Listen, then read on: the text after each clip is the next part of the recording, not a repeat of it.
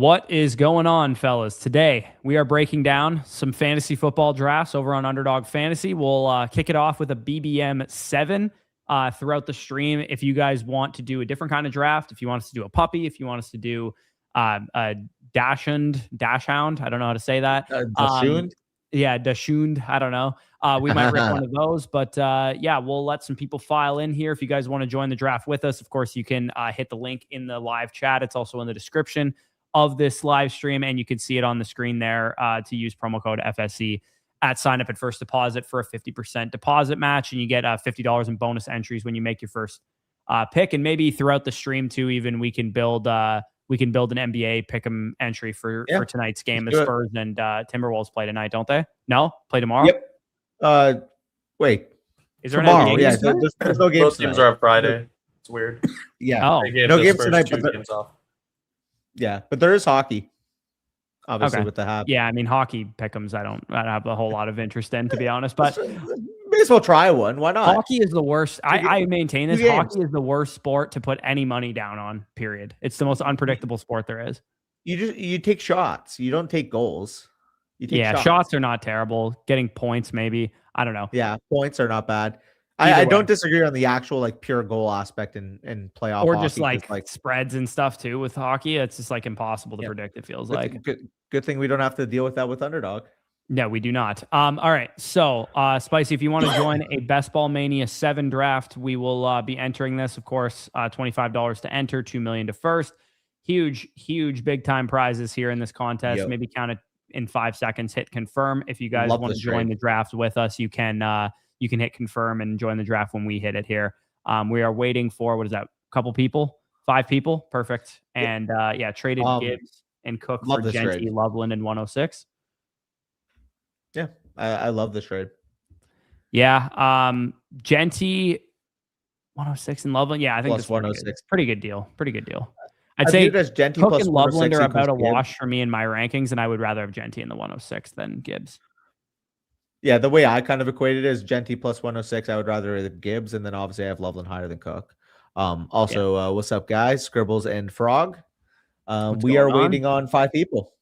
Yeah, and as you can see there, Spicy's got the Flock Fantasy Best Ball overlay, which is available on the site. If you guys are just coming back to the scene, we do have an overlay for you guys to use. If you are drafting on desktop only, it is not a mobile thing because, it would take up too much space on the screen and whatnot. Yeah. But right now, our best ball tools are live. Our best ball rankings are up to date. We have the overlay. We have the portfolio analyzer, which we'll showcase to you guys in a second here.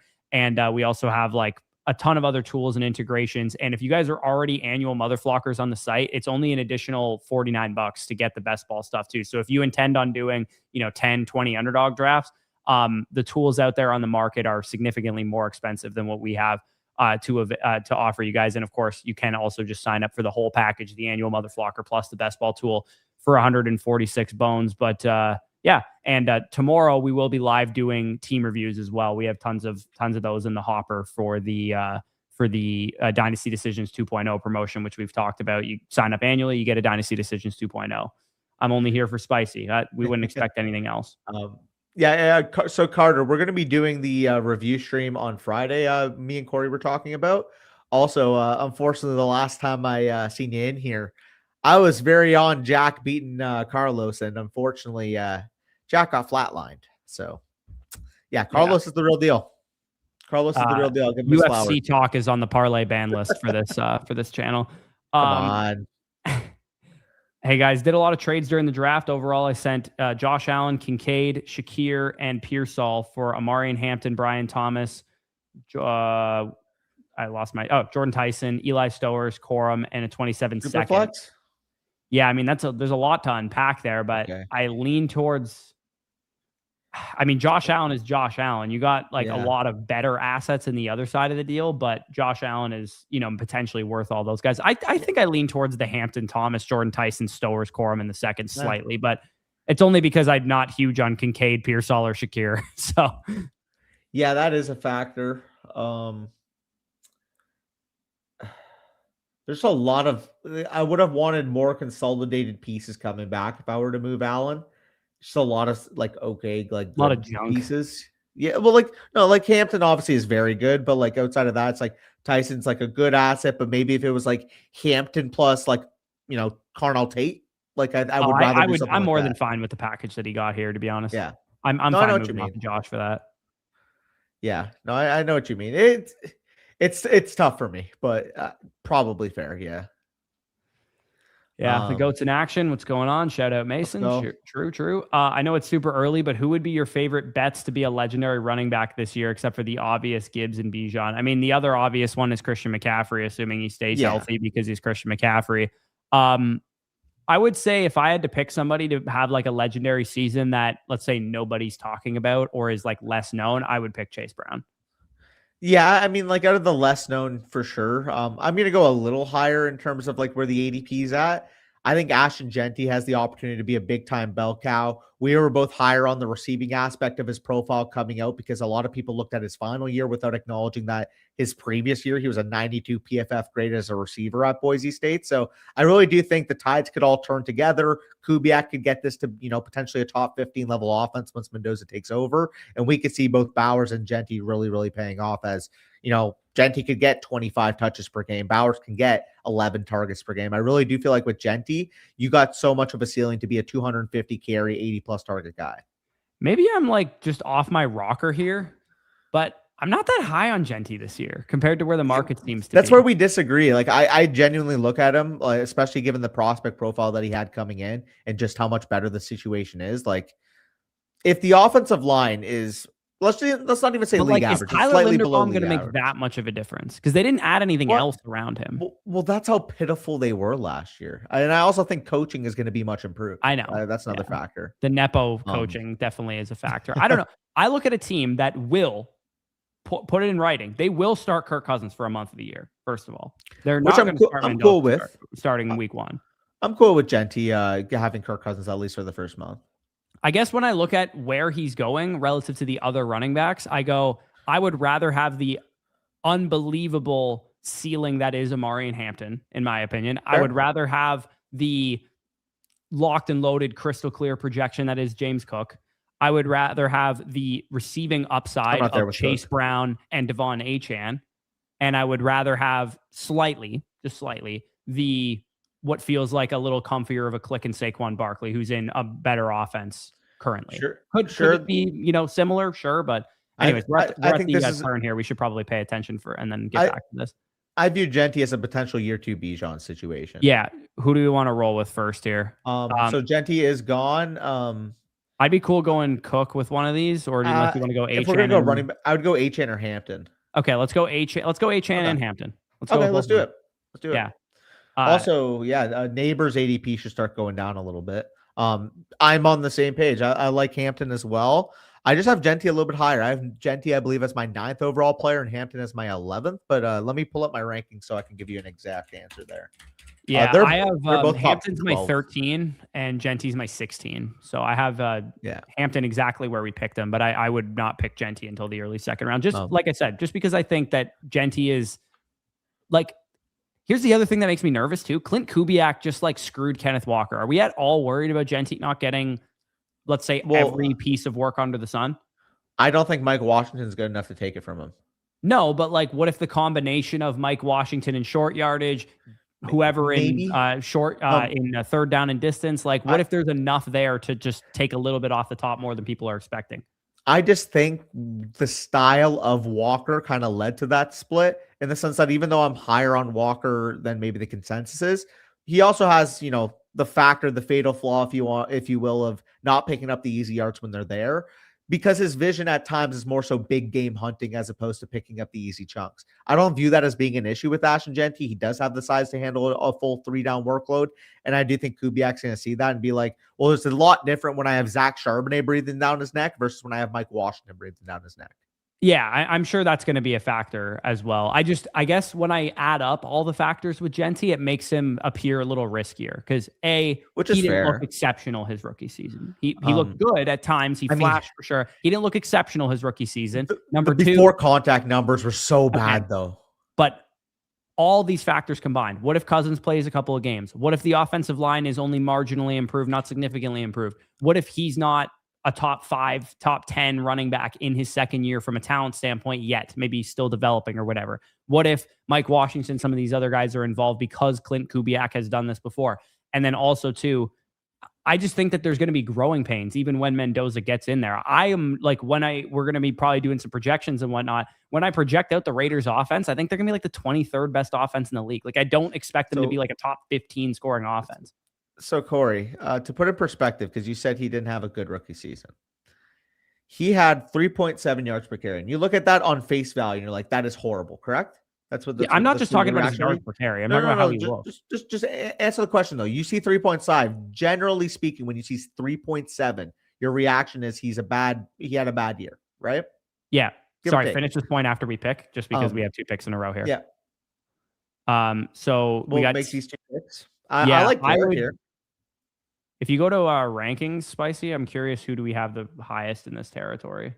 I like Garrett. My rankings. Yeah, Kyron, Javonte. I'd be fine going with a third running back if we need to. What about mine?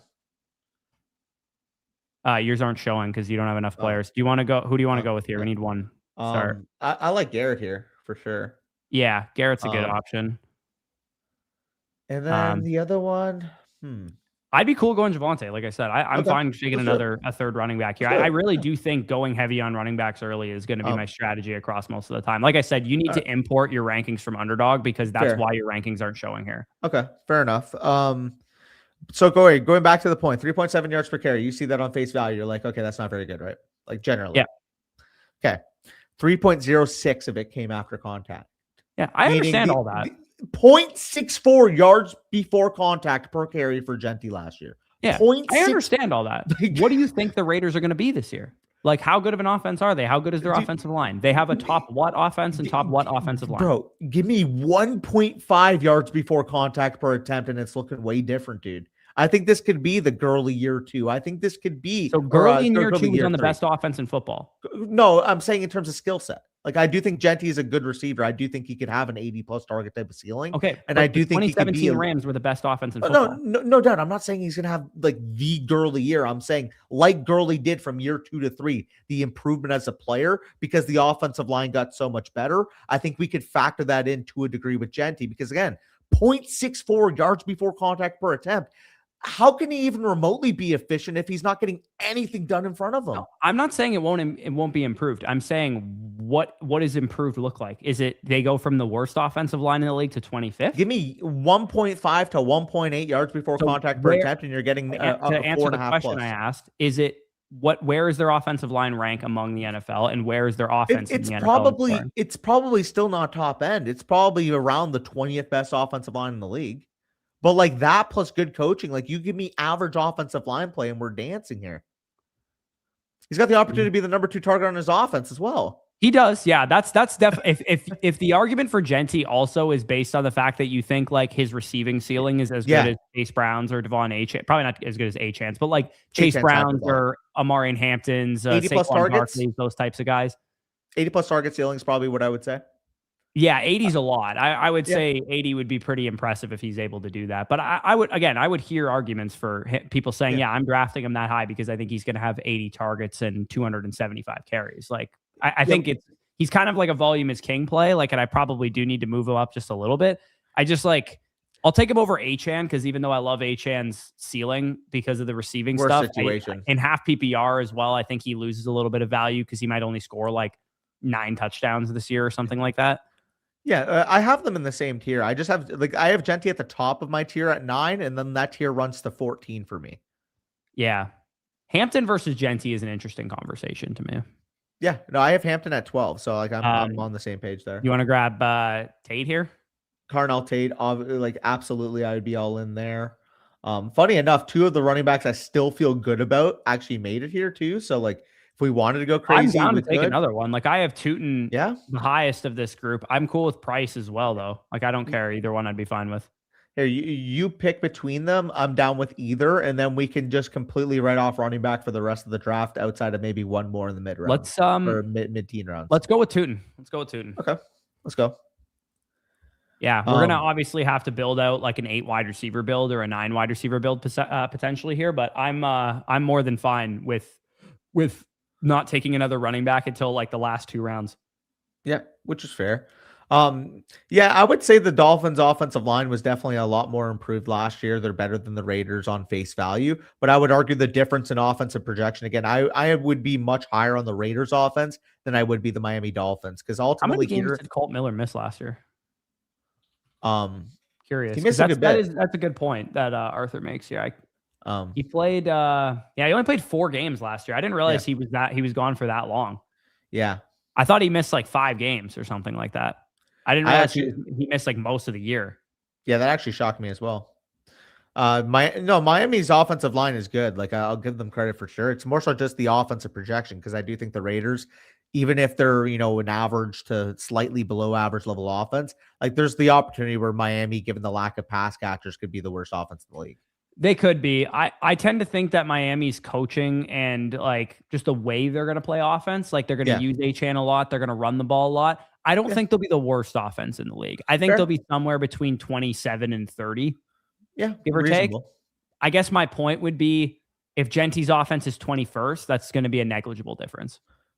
I have Ken Walker in the tier with those two. I technically do have him behind, but you're really picking hairs there. Ultimately, it's just I like the bet on those two having 3 down profiles than I do with Ken Walker at this point.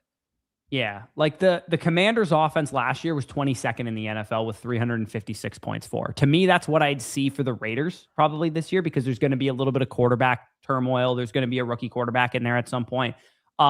Versus like the Dolphins' offense, like the Panthers last year were 27th in points per game at 311. It was a 40-point per game or 40-point difference over the course of the whole season.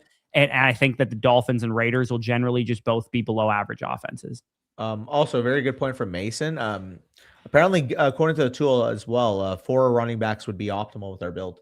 Well, he's asking if we refresh the tool, does it show that? Will it show? Oh, I thought he was saying that. Fair enough. If you refresh the tool, yeah. Does it? You refresh it. No, it still says 5. Okay. I mean, I'm sure it's like don't allocate very much draft capital beyond what we've already done. Dolphins running the Packers scheme. Yeah, man. I tend to think that the Dolphins are going to be well, their OC is slow, competitive on offense. I'm not going to say they're going to be great on offense, but I think they'll be competitive on offense, keep games close, kind of like the Saints were last year. Well, their OC is slow, no? So like they're going to be running the 49ers version. Yeah. Because Hafley's a defensive guy. Yeah, I think Genty and Achane both are kind of like volume is king plays to me, where I'm like, they're both good running backs. Achane to me is much more proven and much better at this point in time. So it would just be a talent thing if I took him. Do we want to take Lawrence and God or Herbert and God? I would rather take Herbert of the 2 quarterbacks if we go with one of them. I have Lawrence ranked higher, but I'm fine capitulating there. We have either like correlating piece with Tootin and Hampton. Yeah, I'm fine with that. And then I'd be cool going with Godwin. I'd be fine with I'm cool with Michael Wilson too. The only reason why I said Godwin is because I assumed you probably wouldn't want to. Yeah, Godwin would be my highest ranked receiver. I have Pittman and I would have Wilson higher, but I would capitulate. QJ would be, hopefully he falls back to us with our next pick because I would like to get him. Well, I know people have been more pessimistic, so maybe he falls a little bit. Mason's picking twice between us, though, so we're not going to get him. Oh, fuck. Hey, do a solid, Mason? No, I'm kidding. Like, I don't know what to do with Achane, man, because I can make both cases where it's like, oh, Achane is like, he's probably going to be on a bad team. He might only score 8 or 9 times or something like that. It's like, so did Bijan last year, and it didn't matter. Yeah. Like when you're that dominant as a receiver, like it might not matter at all. Like they have no receivers, man. Like Devon Achane might have 120 targets this year, legitimately. Like full transparency. So between my 8th overall player and my 16th overall player, there's 1 non-running back. Yeah, 8th versus 16th. I'm gonna keep to what I said earlier. I actually do think I would take Achane over Genty because I think both offenses will be below average, but I think Achane is already been a multi-time 20-point per game scorer, and B has legit 120 target upside. Oh, trust me, I'm in on Achane too. I have them in the same tier. Ultimately, for me, it's far more pro Genty. Like I think Genty could legitimately be what we had from Bijan going into year 1, year 2. Yeah.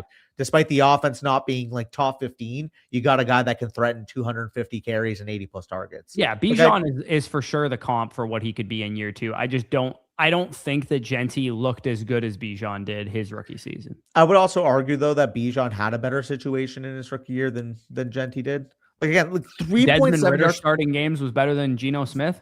3.7 yards per carry with nearly 3.1 after contact. Yeah, his offensive line Like- was definitely much better. That's for sure. Like that might be just one of the most unfathomable stat lines I've ever read out. Yeah. Well, I guess my point here too is that I don't see Genty's Or receiving metrics. ceiling being Bijan's receiving ceiling Fair. either. Fair. It depends on how high you are on Genty as a receiver out of the backfield. Like, how many targets did he have last year? 50 as a something, I rookie? think. Yeah, because I know down the stretch he was getting a lot of receiving usage, but earlier in the season he wasn't. Yeah. Let me I think- check. I Let think me he take a had- look at his targets. He had 55 catches.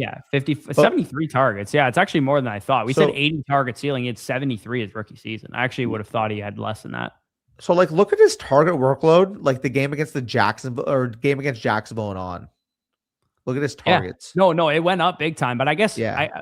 so if we're gonna argue, he's gonna be buoyed by receiving touches, it's like he was RB 15 in points per game last year with 73 Yeah. targets. It's like it wasn't good Yeah. enough to buoy his production last year. And again, argue the offensive line all you want. I still think it matters that the team might not be very good. Fair, but like the fact that you got 266 carries and 73 targets, and it was in the like clear as day worst efficiency perspective situation he could have had. Like, I just think natural progression as a player, natural progression about the situation, plus a guaranteed touch workload. Like, it's hard for him not to at least pay off, like from a floor Yeah. perspective, and the talent gives him the ceiling. Yeah, no, that's fair. That's my take on him. I would I think we need to bank maybe another Worthy Concepcion. Yeah. I'd be cool with both Worthy and Concepcion if you want to go with both of them. Or we could Yeah. even take Dobbs with one of these two. I'd be cool with either of those guys. I'm cool with any of the options. I think Concepcion's like the perfect fit for this Yeah, team. even though we have need to Tate. kind of take a risk a little bit as far as what kind of receiver we're going to get out of this build. Yeah, no, I'm cool. Yeah, with we're that. going to really have to make this one up in numbers because our receiver core kind of blows. Yeah. We're gonna need 7 or 8 receivers probably. Yeah, no, we're already at 8. I think it makes me almost our next pick. If there's a quarterback on the board, I almost want to take one because then we can be done at 2 quarterbacks so that we can allocate more spots to because we don't have a tight end either. So like we're gonna need to probably take a third tight end too. Yeah, no, we definitely will need to take a third tight end. I'm also biased because I have him on my team. Yeah, again, the challenging thing for me this year is going to be those of you guys that have those late first round redraft picks. Really parsing through the likes of Chase Brown, James Cook, Amari and Hampton, Achane, Genty, Barkley, Kenneth Walker. There's going to be a right answer ultimately, like who are the best guys from that range. And I think if I just like kind of look ahead to my like exercise of doing like the hit rate guys, it's like guys like Achane who've been RB1s before who are still in their prime are usually the best bets on the board in that range. No, I think Achane's very safe and he has an elite ceiling. Same with James Cook too. He's been an RB1 before. Yeah, like James Cook to me, like if you're gonna take him or Achane, why? Like to me, why would you ever take Cook over Achane? Because it's like I guess Cook, I feel confident that James Cook is going to finish somewhere between RB4 and RB10, whereas I think you could say the same for Achane, but it's possible the Dolphins are such an abject disaster that he's only like RB14. and maybe I'm just a sucker for pain, but the archetype of back that Achane is, like you would think, oh, Cook and Achane, they're gonna get there similarly. They're both young, explosive backs. Well, Achane just absolutely demolishes him as a receiver.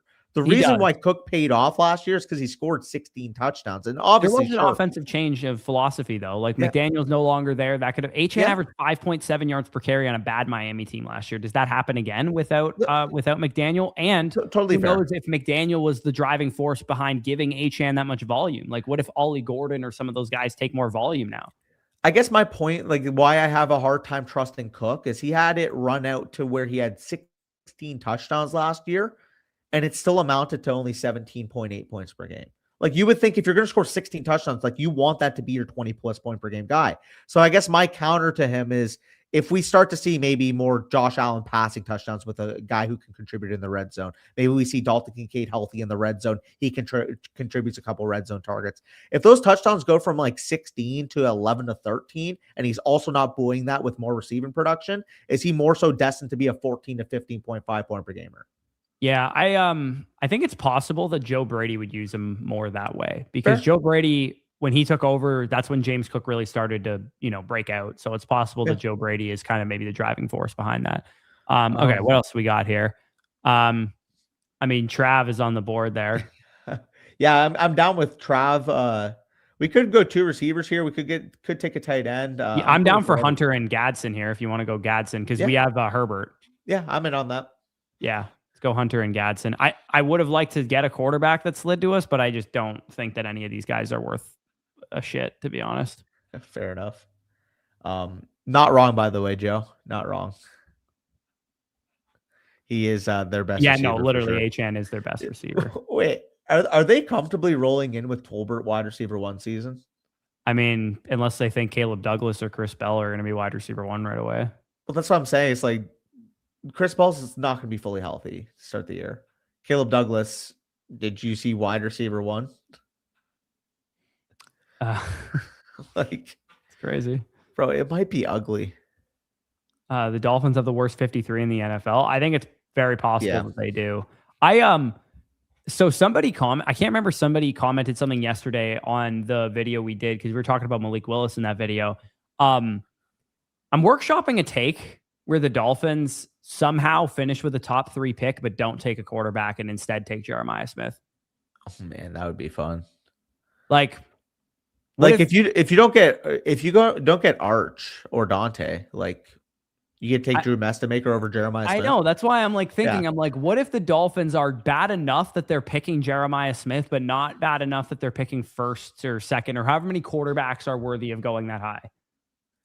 No, that's facts. Also, like, what if they win? What if they're the 5th pick and 4 quarterbacks start the draft, or they're the 3rd pick or the 4th pick or something, and a couple quarterbacks go off the board before them?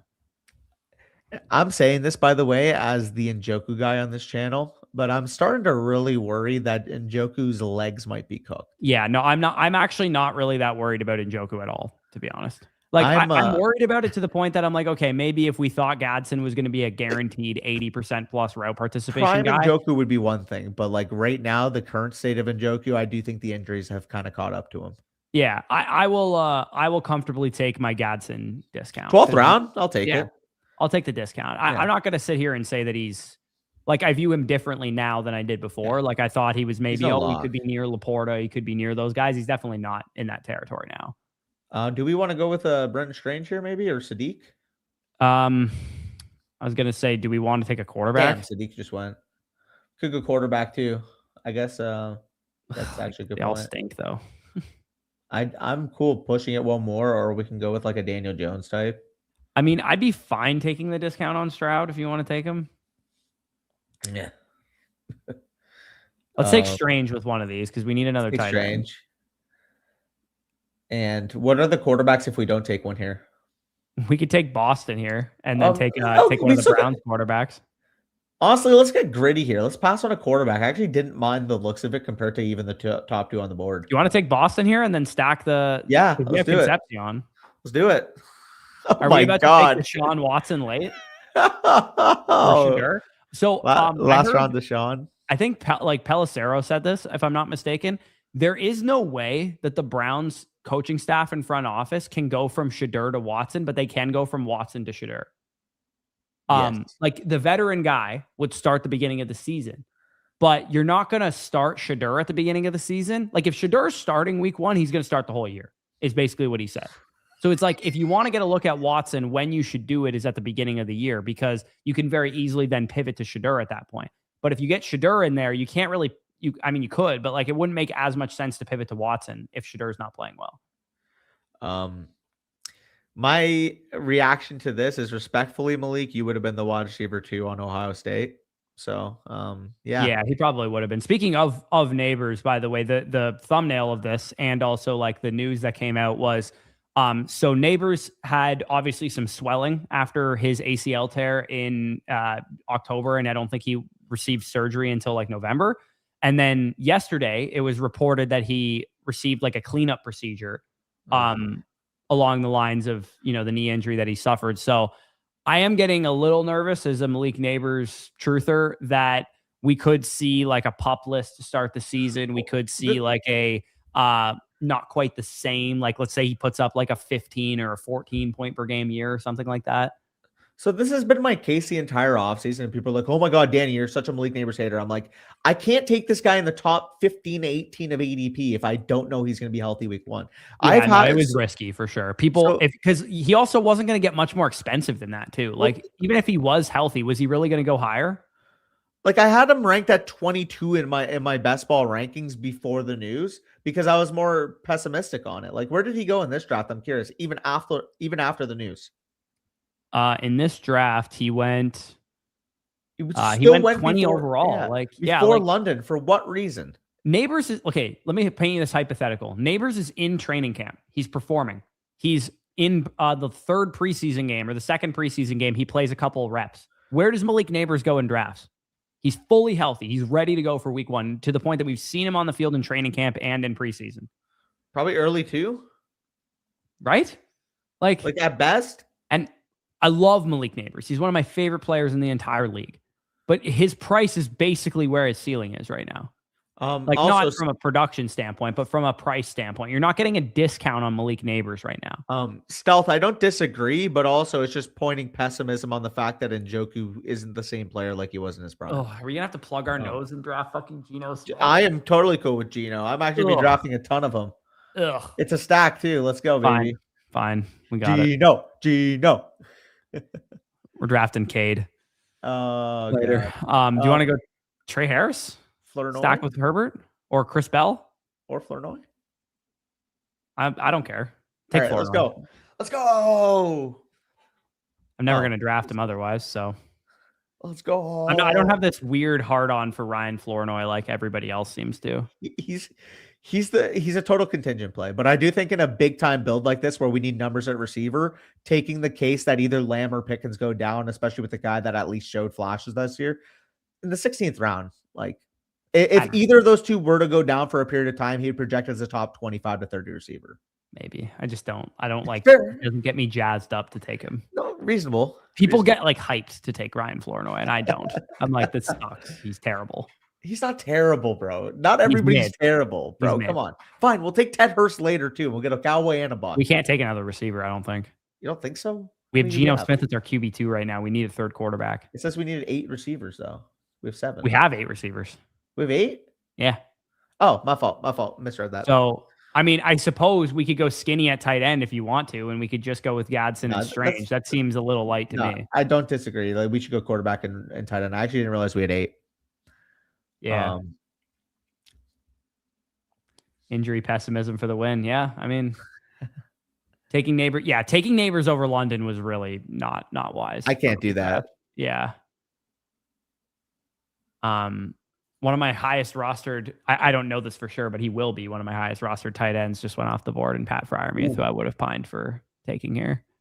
Jaguars versus Cowboys, week 16 Sunday Night Football this year in Dallas. There you go. That's going to be fun. Who do we want to go with our third quarterback here? If we want to take a look at the QB board here, Spicy, I just want to get an idea who's available. Is Brissett? I mean, it's got to be a Browns quarterback, I think. Right. And it's got to be Shedeur apparently now. I do think there's some validity to the idea that Watson, if he plays, will play at the beginning of the season only. And if we're playing it through, okay, well, Geno's going to play at the beginning of the season probably too. And maybe Klubnik gets in there at some point. Maybe we go with Shedeur for the late season, Geno for the early season kind of thing. I do not want to take Klubnik. No, we're not going to take Klubnik. I'm saying I could see both Watson and Geno only playing 8 games, for example, is what I'm saying. Also, Eli Raridan being a last-round best ball pick looks really nice. Yeah, we can definitely tack on a rookie tight end to this build for sure. Yeah. I'd also be fine with we already have 3 quarterbacks, right? As well. We have 2, okay. Jaguars Cowboys Sunday Night Football is going to be lit. How do you feel about Tungus as an 18th round pick? I don't mind it, especially if I'm going to be a little bit more pessimistic on the return timeline for Kittle. I'm good with either of those rookies or Tungus. Is Justin Jolie on the board? Jolie could be. Should be. Yeah, he is. Yeah. Okay, so Shedeur's got to be one of these picks for sure. Which tight end do you want to go with? We don't really have any correlation with. I would say Raridan. You want to go Raridan? I like Raridan. I think that Raridan has a less likely chance of starting than Jolie. As crazy as that sounds for a 3rd round pick versus a 5th round pick. I just think Ingram is completely cooked and Hunter Henry's at least serviceable still. Yeah, I'm cool with either. I would go with Raridan, but if you want Jolie, like pretty clearly, I don't mind doing that. Let's go Raridan. I'll probably get plenty of Jolie myself on my own account. So reasonable. So we are ripping with the 4 running backs. Yeah, 4. Did we go 4? Yeah. Hitting the like button gave me a football emoji. Weird. Okay, well, there we go. I guess we're doing shit that we didn't know we were capable of. In the chat, if anybody wants to join the next draft, would you guys? Thanks for the 2 million. Sure. Would you guys want to do a puppy draft next? A $5 to enter. If you guys, don't want to spend $25 on a draft before the schedule comes out, we can do a puppy instead. Or if you want, if we don't get any feedback in the chat, we'll probably just rip another Best Ball Mania. But I know there's when we do puppies, seemingly more people join those, which is why I'm not bringing it up. Hey, also Mason, not our fault that this room let you get CD Lamb at 9 to ship the 2 million. Unfortunately. Yeah, I mean, I don't think CD Lamb's going to be on the winning team. Okay, looks like the chat wants us to do a puppy next, so we can rip one of those. I'll hop in a puppy. Yes, sir. Let's go. Thanksgiving lineup this year is crazy. Yeah, can we talk about the fact that we've had only a couple schedule leaks so far, and we have 2 Wednesday games now?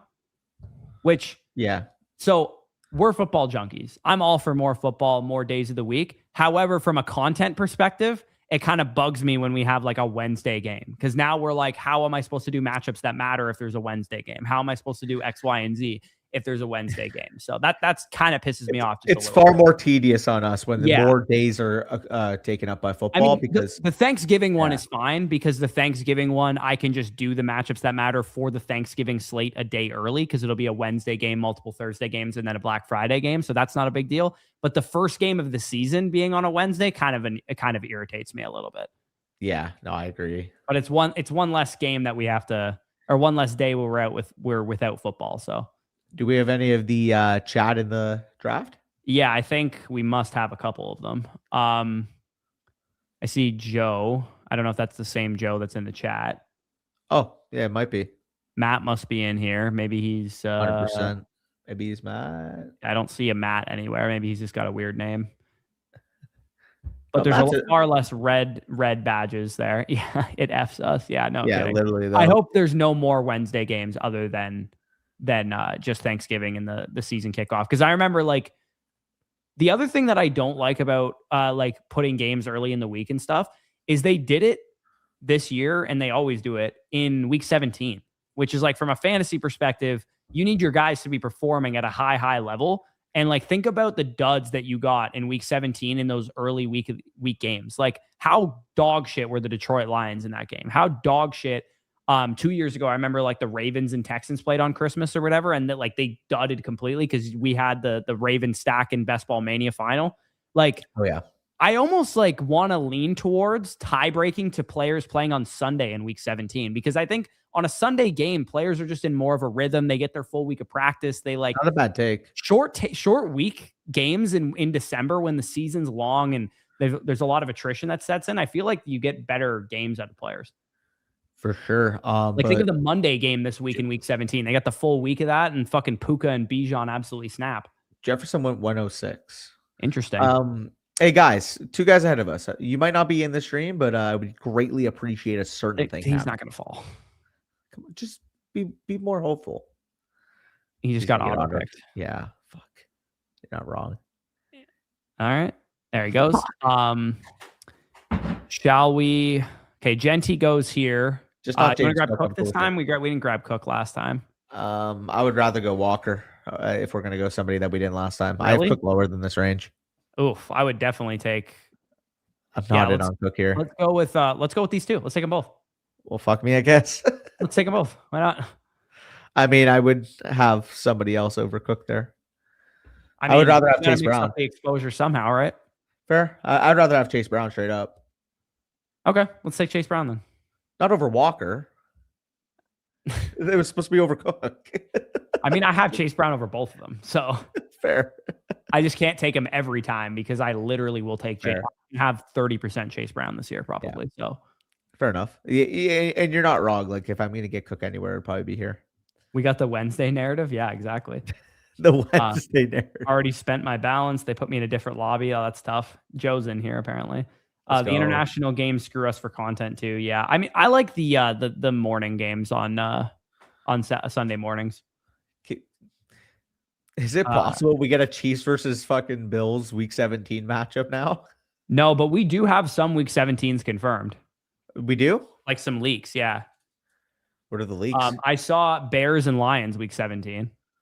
Was we just talked about week 16 Jaguars versus Cowboys. NFL schedule leaks.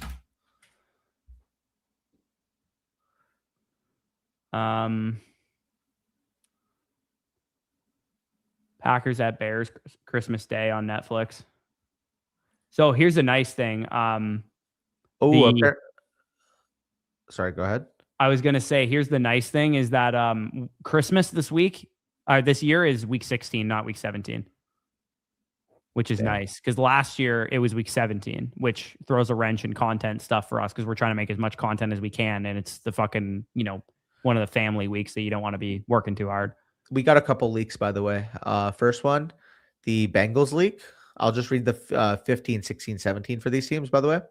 Week 15 for the Bengals at Carolina. Week 16 at Indianapolis. Week 17 versus the Ravens on Thursday Night Football on New Year's Eve. Okay. The Giants schedule, week 15 through 17. Browns, week 15. At Lions on Monday Night Football, week 16. At Cowboys, week 17. So Cowboys versus Giants is a week 17 game. Okay, that's interesting. It looks like the Jaguars and Commanders might be playing week 17 as well. That would make sense. Just based on this Jaguars person. Hey, let's go, Mike. Appreciate that, brother. We're just reading off some of the confirmed schedule leaks that were, just happened. Hey, what's good? Y'all are getting me pumped. Yeah, man. I think DK is so washed. Yeah, DK could be washed. Would y'all trade DK plus 201 for Travis Hunter? Probably, yeah. I would. Yeah, that's pretty steep for Hunter's current market value, but I'd be willing to do it. Some people might hear us say that, be like, you guys are delusional, but like trade him for a cornerback. Yeah. Where are you guys on Travion? Is packaging him up with the 109 plus my 27 first for Love nuts on a strong contender? So you're giving up your 27 mid to late projected 1 plus Henderson plus 109 for Love. Seems fair. Yeah, I think that's probably fair. If I were in your position, I would go to the Bijan and Gibbs manager and see if they would take that, just because that's a very strong package. But if you can't get that done, I'm fine going for Jeremiah. And you could also, I'd also be comfortable sending that away for Hampton or Genty too. Scribbles, I'm on the same page. Just like with guys like DK, guys like Jordan Addison, guys like that, they're not significant enough producers for me to, prefer them to a guy like Travis Hunter. Like, I would rather swing and miss on a guy like Hunter, knowing that the upside is there for him to be a legitimate consequence. DK is going to die on your roster in 2 years. That's what I'm saying.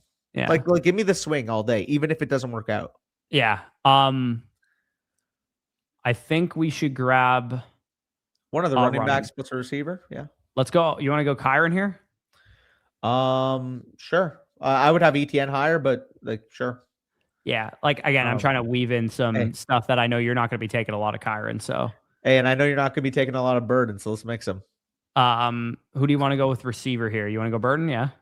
Let's do a mix. Let's do a mix. Okay. Yeah, we could go Burden. Hey, I have to plug my nose for Cook. You have to plug your nose for Burden, which means that this is probably the team that's going to make it far. Yeah, it makes total sense, dude. You got to plug your nose for a guy who scored fucking 30 touchdowns the last 2 years. I got to plug my nose for a guy who has one good game in his entire career. All right. Settle down. I have Hunter in almost 30% of my drafts. Hopefully this year, Nico. I hope so, bro. I hope so. Because trust me, 30% is going to look a lot small once I'm done this offseason. I just want to remind people that Travis Hunter's ADP right now is lower than Kyle Williams and Jalen Polk's ADPs when they were rookies. So just a reminder of how little those picks actually matter. You might as well take Hunter in damn near every single draft. Because the other thing with Hunter taking him now versus training camp or whatever, Hunter has the potential to be one of the biggest risers in camp based on some of the reports that we're hearing and that kind of thing. Like, would it shock you, Danny, if what is his ADP now? Like 130 something? I have it I listed on the best ball portfolio at 146.3. That's fucking ridiculous. But would it shock you if his ADP is 91 by the season? No. You know what I mean? Like he's a CLV guy as well, in addition to just being a good pick at his price. Hey, and to be fair, Drake London points per game wise was at 18 or 19 points per game? Like he was Nico Collins. So Worked out. Unfortunately. Yeah, wait, is that are we trying to dunk on Danny for a bad take of Drake London being sick with terrible quarterbacks? I think he was like it sounded like he was giving me props. I'm not sure though. Yeah, maybe. I don't know. Maybe this reads to me like Danny also said that Drake London was going to be sick, and it's like he was. Fair. By the way, yeah. So his ADP is listed here, 148.2. My ADP was 146.3. I have 57.1% Travis Hunter on my big board shares. Yeah. Frankly, I don't think his ADP would ever fall that low, Mason. I think that Travis Hunter is intriguing enough of a player that he would at least be like a 160 to 170 pick. Yeah. At the lowest end of things. Yeah, like bro, like people were taking Dontavian Wicks in like round 13 last year. Yeah. Like we can't forget that Marquez Callaway was like a 7th round best ball pick at one point in time. Keon Coleman was like the 78th pick in best ball last year. Like it was completely ridiculous. No, I feel you. Sometimes the best bar for like who should be going off the board where is as simple as it sounds. My home league, there's a couple of managers that literally only care about ability. Like they're like, I don't care what his offense is. I don't care what his team is. I'm literally just going to draft him because I think he's good. Sometimes that level of like dumbing it down in fantasy is sometimes smart. And Travis Hunter to me is like, dog, he's just way better than everybody around him. I fuck with it, Arthur. Is Terrence Ferguson dead? If you ask Corey, no. If you ask me, yes. I think that there's a 40% chance that Terrence Ferguson's still the tight end to own in Los Angeles. There's a 60% chance it's Max Clare. That's kind of my opinion on it. Probably be it's like how you feel about Michael Wilson and Marvin Harrison. Yeah. Like, where it's like, I would prefer Clare, but like, I think there's a universe where Ferguson's just better than him. Oh, Carnell. That's tough. Carnell. I'd be cool grabbing. I don't mind Tyson, BTJ, Harrison, one of those. I would go Harrison and BTJ. Yeah, personally. Hopefully. I think we do vary it and go 2 receivers. I don't mind Judkins here too, but I don't want to take another running back yet. I would go Tootin over Judkins, but I would be cool with the running back too. But we had 4 last time, so let's go with Thomas. Let's go with Thomas here. Yeah. It's not that I dislike Ferguson scribbles, it's more so that I was just really high on Claire. Yeah. I liked Claire. I had a higher grade on him than you did, actually. But I just like funny. I'm like, he's good, he's solid. I think he's like Hunter Henry kind of thing. Yeah. That could result in him being like an 80% route participation guy. I just think that Ferguson is a significantly better athlete than him. And if he can put everything together, he can be a better player. But that's not a guarantee that he'll do that. Also, Taco Bell, I hate to break it to you, but if you look at wide receiver game logs, you're not going to find consistency. Yeah. Remember? Oh, yeah, dude. I'm glad we were not on this side of things because I know for a fact that in our week 1 trade targets, Keon Coleman was my biggest sell high. So, and I sold him in our listener redraft league. I sold him and Debo for like Chase Brown. No. I don't think it was that big of a fleece. Really? Are you sure? Let me go look. I don't remember what I sold. Arthur ended up beating you in the final, right? I don't remember if I even made the final in that league. I just know us two made the. Oh yeah, Arthur slaughtered me in the final. Yeah, that's what happened. Yeah. Because I know I lost to Arthur in the semifinal, and then he we were the top 3 seeds like all year though, if I'm not mistaken, right? Yeah. Yeah. Okay. Let me find Keon Coleman in this league and see what I traded him for because I can't remember. God, my team got fucking annihilated by injuries. Jesus Christ, I'm reading through this thing. I got Travis Hunter and Josh Downs for Keon Coleman, Debo Samuel, and Christian Kirk in this league. And then I traded you Travis Hunter for Emeka Egbuka. Yeah, which both of us lost. I mean, I got plenty of great weeks out of Egbuka after that. Because it was week 2 that I did that. I know. I'm more so trolling because you were starting him down the stretch when he was scoring 8 points per game. And I know that feeling because I had that with Jefferson in the Flock League. It's annoying. Well, yeah, that trade was so back and forth all year. Remember? Because it was I gave you Hunter, Rice, and London for Jefferson, Olave, and Egbuka. So it was like quietly the best receiver in that trade was Olave. But then also Rice was dominant when he played. Yeah. London was dominant when he played. Jefferson was good middle of the season, but terrible after that. And Emeka Egbuka was good beginning of the season, but terrible after that. So it was, and then Hunter got hurt. So it was like all over the place for that deal. And then I traded Mountain Man Mike when Lamb got hurt. I traded him Cup, Montgomery, and London for Lamb and Walker. And then I waited those couple of weeks, and then Lamb never like truly got back to himself because he got hurt again with the concussion against Detroit as well. Right. So not fun. Injuries were not a great time, but I might have actually won the title if I didn't fucking trade Olave and you traded Olave? I traded Olave and Breece Hall in week like 13 or 12 for Genty and Devontae Smith. And Genty and Devontae Smith combined for 15 points in the fantasy championship. And Olave, I know for a fact, dropped like a 30 bomb. Damn. So that I might have actually won the title had I not made that trade. Yeah, I'm curious if we search by trades, how many each of us? Oh yeah, we're on the clock here. You want to grab Trev here? Yeah, I think we need him for sure. We could go. We could take Michael Wilson too if you want to go with the Cardinal stack, or I was just going to suggest that. I kind of feel though like if Harrison smashes, that Michael Wilson's not a good pick. So we could also go Pat here because we have Kenneth be done at quarterback. Yeah. Let's do Mahomes. Let's do Mahomes. Be done at quarterback. Do that. So in the listener league last year, you made 5 trades. Mm-hmm. I made 17 trades. What? No, okay, that's between us. Why do I show up in your deal then? No, wait. Did I make 17? No, that makes no sense. I'm reading my screen on Sleeper. It must be fucking wonky. It said I made 17 trades, but there's no chance. Yeah, I don't know if that's correct. Trades plus waivers, maybe? Fuck, I really want to see that. Oh, that's annoying. 17 trades is just not possible to make in a redraft league in a year. Yeah, no, I don't think so. Who did I? Okay, I traded it to Dinair. I was trying to see all the trades. I wanted to see the counts. I'm trying to see what these guys scored in week 17 because I might have won the championship here. Chris Olave scored 27 in week 17. Goodness. What did Breece score in week 17? Sorry.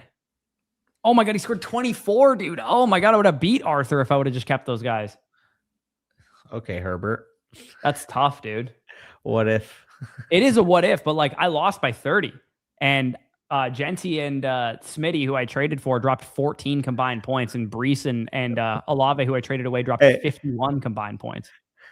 That's tough. If we're playing that game, if I had better lineup decisions against you the week before, I would have beat you. Maybe, but Danny, I literally traded these guys away at the end of November. I bet Kenneth Walker the week he had 30 against you and started Audric Estime. That's tough. I mean, that would have been it is really fun to look back on some of the dumbass decisions you make when you're like, oh, I'm going to trust the volume of like Colby Parkinson over Tyler Warren or whatever. It's like, what are we doing here? And don't get me started when Rashee Rice got ruled out like middle of the week when I was going into the semifinal too. That was awesome. Fantastic, actually. Yeah, sure. Let's just hold him out. Fuck me. Would y'all trade a late 27 first and second for Tyson? Yeah, I probably would. So what late 27 first and second for the 105 in the class? I would say that's probably fair. Probably fair deal, yeah. What were the grades for each of you on Claire and Ferguson? I had a 78.5 or a 79.5 on Claire. On Ferguson, I think I had a 74.5 if I'm not mistaken. I believe, but a lot of that was because Ferguson was very mistake prone in college. Like he had a lot of drops and he had a lot of like he lost points for sure. But I think he's like significantly better athlete than Ferguson or than I was higher on the athlete that Claire was than you, but in terms of grade 79.0, I think I had on Claire and 72.5 I had on Ferguson. I'm gonna need you to send me the tapes you watched on Claire to think he's a good athlete. Yeah, I'm gonna need you to show me where he's not a good athlete then. Well, I have evidence that he is and he didn't test. That's pretty strong. How is that evidence though? How is that evidence?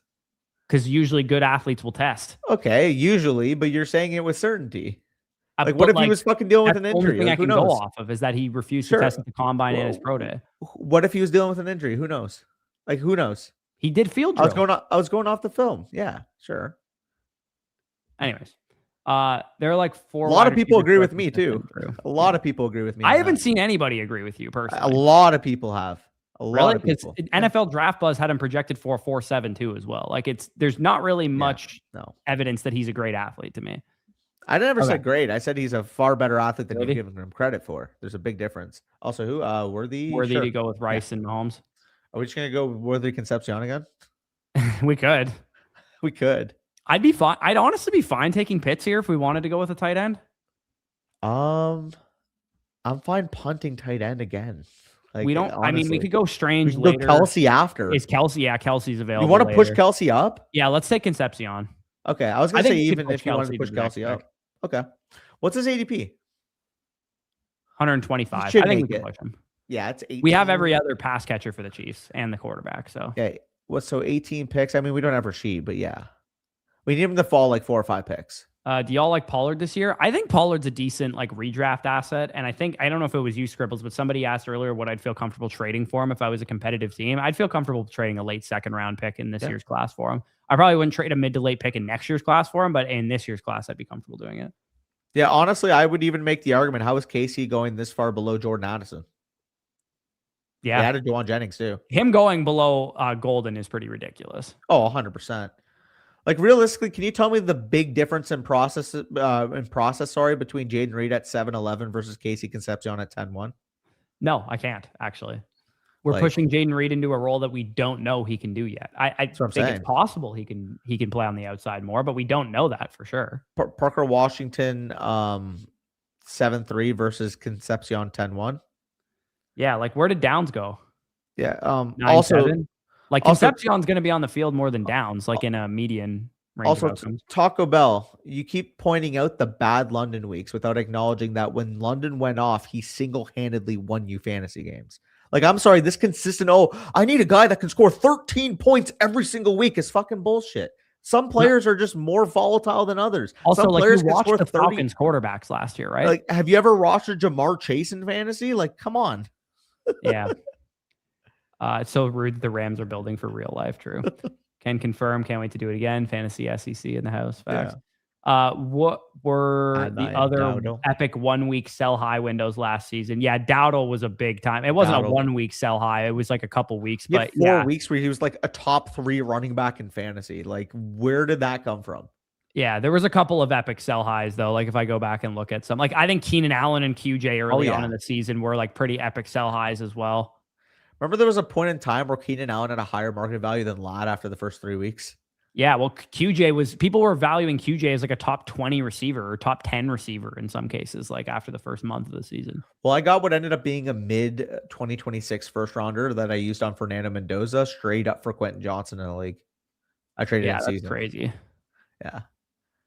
Week 1 is such a good week to sell bad mid players. 2024 year, I sold Likely for Kittle right after the Ravens game. Yeah, because the Likely had 25 points in that one.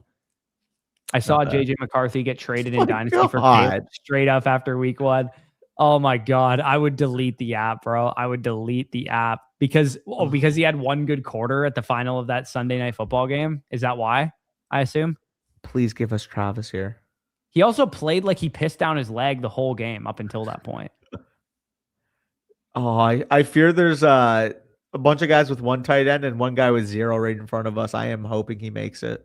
Yeah, Arizona's defense does suck pretty bad. The one thing is Arizona does have like the hardest schedule in the league. Yeah. Because they play the division especially. You got 6 absolutely brutal games every year at minimum. Yeah.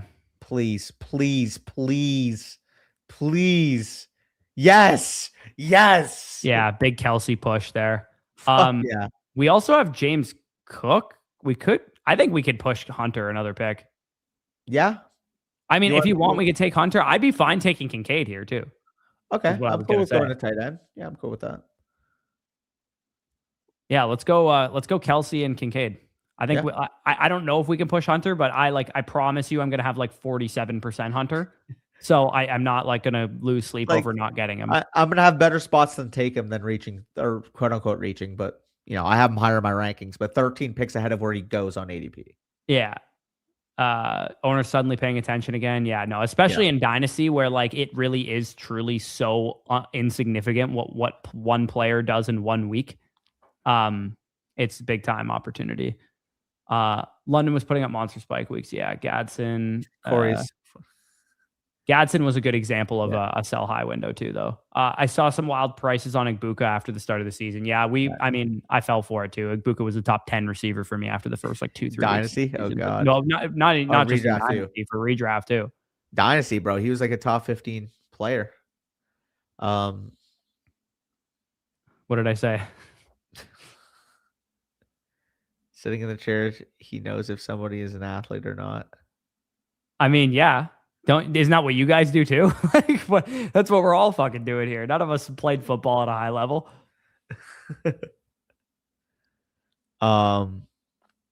Good for you, Warehouse. That's good to hear. Sweet.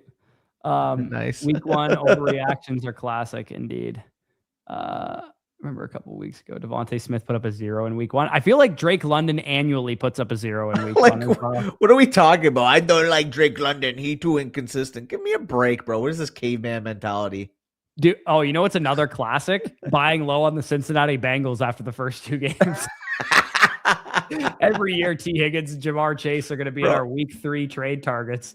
Oh, you already know. You draft the Bengals. You're like, I can't believe I got value in my fantasy draft. Then you see the Pittsburgh Steelers on the schedule in week 1 and you shit your pants.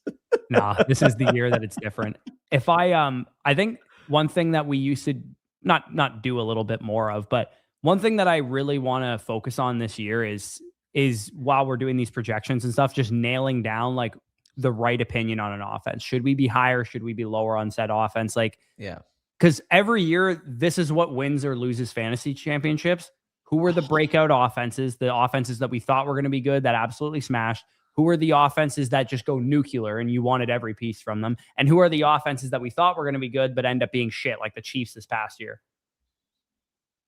It's like, if you could predict those things, like if you think, like, let's say, for example, one of your opinions this year is like, hey, I just don't think the Eagles are going to be very good. Like, I know they've routinely been a good offense. I think they're going to struggle this year without AJ Brown, etc. Then like kind of take that stance a little bit more aggressively. And then if you're right, you're going to end up really lapping some of your league mates. Yeah. And same goes for like, hey, I just think the Chargers are going to fucking smash this year. Like, they're going to be absolutely dominant. I think the Bengals are going to smash this year. I think the Bears are going to smash this year. Like, because if you predict the best offense in the league across your portfolio, you're going to profit pretty hard, whether it's dynasty, redraft, or best ball. Honest answer is nobody.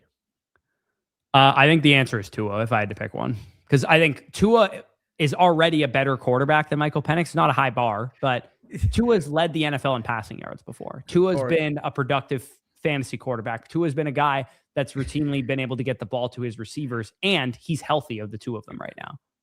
Yeah, Corey, you didn't catch my sarcasm. My answer was nobody. No, the answer probably is nobody, but there is going to be somebody that starts more games for the Falcons. Sure. If I'm giving an honest answer, yeah, like it's probably going to be Tua in most situations, but Penix probably has a higher ceiling. Yeah. Or do we need a third tight end? Probably do. Yeah, let's take him. Yeah. Okay, we already have two quarterbacks. 3 running backs. We can probably use need a running back here. Yeah, I don't like Charbonnet here, but I have Singleton as my highest rated running back on the board. That's pulling him quite up the board, though. I like B-Rob here. B-Rob? I don't really like that, but I mean, cool like Samson over B-Rob. I mean, yeah, sure, you do that, or Bigsby. Yeah, I don't really have any. Like, why would Bijan go down? He's like the youngest. He's so young, and like, there's nothing like. I don't think B-Rob's going to be Algier at all. I think he's going to be a handcuff. Fair. Even if he was what he was for McCaffrey last year, that was still a pretty decent player. That was a complete 0 in best ball. What do you mean? Sure, but like in theory, though, like he was looking good. He was looking efficient. Like you knew if McCaffrey were to go down, he would have paid off. Yeah, he would. It's a good handcuff option for sure. I just think that Samson in like a median would give you more weeks than Brian Robinson. Because if Bijan goes down, do we care about a median though? Not for significant time. Do we care about a median in round 14 of a best ball draft? I mean, I care. I care about how many weeks I'm going to get out of a guy. I know the ceiling. Like I can't. The way that I want to draft. But how many consequential weeks can you get out of a guy? I guess. I think the way that I want to draft more this year is instead of treating all of my late round picks like they're all lottery tickets, I want to treat 1 or 2 of my late round picks, like from 10 on to a lottery ticket. And then the rest of my picks, I want to be like, But how many best ball weeks can I get out of these players? realistically, though, outside of the first 12 to 13 rounds of a best ball draft, they are all lottery picks at that point on.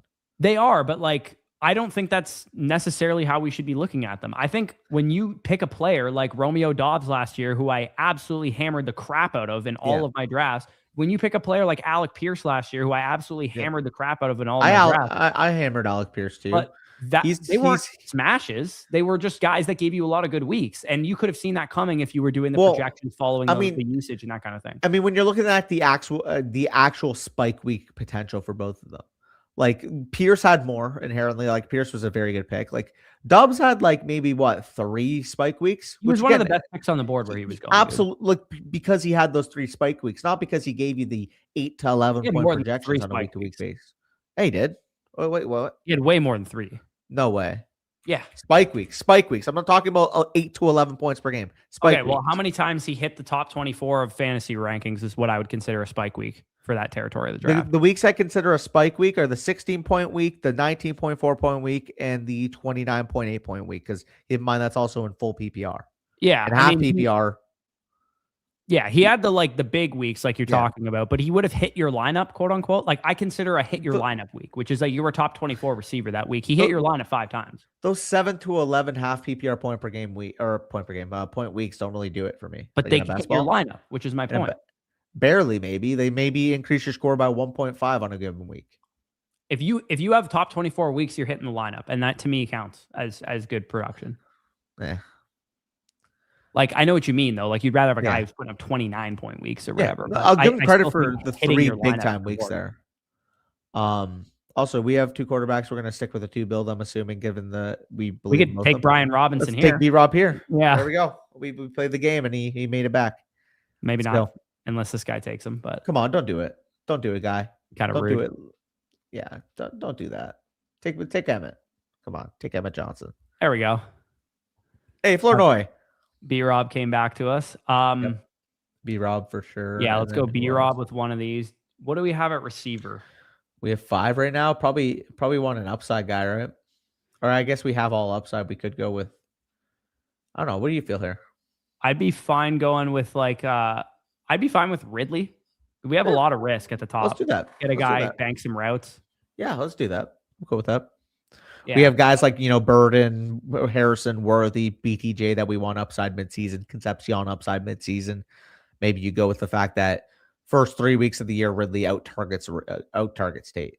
Yeah, like I think to my point of I'm only going to take 1 or 2, lottery tickets. Like to me, Dylan Sampson and Brian Robinson are those lottery tickets, and Ridley, Strange, Kincaid, Kelsey, those guys are just going to give me weeks for what I need from them. And that's just going to be personally my draft strategy this year is that I take my 2 lottery tickets after round 12 and then the rest of the guys that I fill around them. I want guys with secure roles. I don't want to take a bunch of zeros. Like Zachariah Branch could very easily be a 0. Brandon Ayuk could very easily be a 0. Like I don't want to just Katron Allen, as much as I like him, could easily be a 0. Like if I take one guy like that, I want to probably follow it up with a Ridley, with a Dalton Schultz, with a, somebody even like a Mooney there who went off the board, like a guy that's going to have a secure role. I got full news, by the way. Full week 1 schedule was leaked. Wednesday night opener, Patriots at Seahawks. Okay. Thursday night, the game after would be Thursday Night Football in Australia. 49ers Rams. Yeah, we knew that one was happening already, I believe. Sunday, Browns at Jaguars, Bears at Panthers, Bucks at Bengals. I'm sure you probably knew the Bucks at Bengals one. I did not know. Oh, yeah, you guys play the Bengals week 1. Well, hopefully the Bengals do the classic O2 Bengals and we win that game. Well, we're pushing that narrative even more now that Corey knows he plays the Bucks week 1. No, I do expect the Bengals have always had something go wrong every year. It's like contract holdout, Burrow in training camp, coming off a wrist injury or whatever. I think this might be the year where they actually, for 17 straight games, can put it all together. I think if I had to pick an AFC Super Bowl representative right now, my pick would be the Cincinnati Bengals. They wouldn't be my pick, but I do think in terms of the Bengals and the Cowboys, what they kind of represent, they're like the opposite conference version of each other. Where it's like last year they had historically bad defenses. They both make moves to fix that defense. And we know their offense is potent when it's healthy.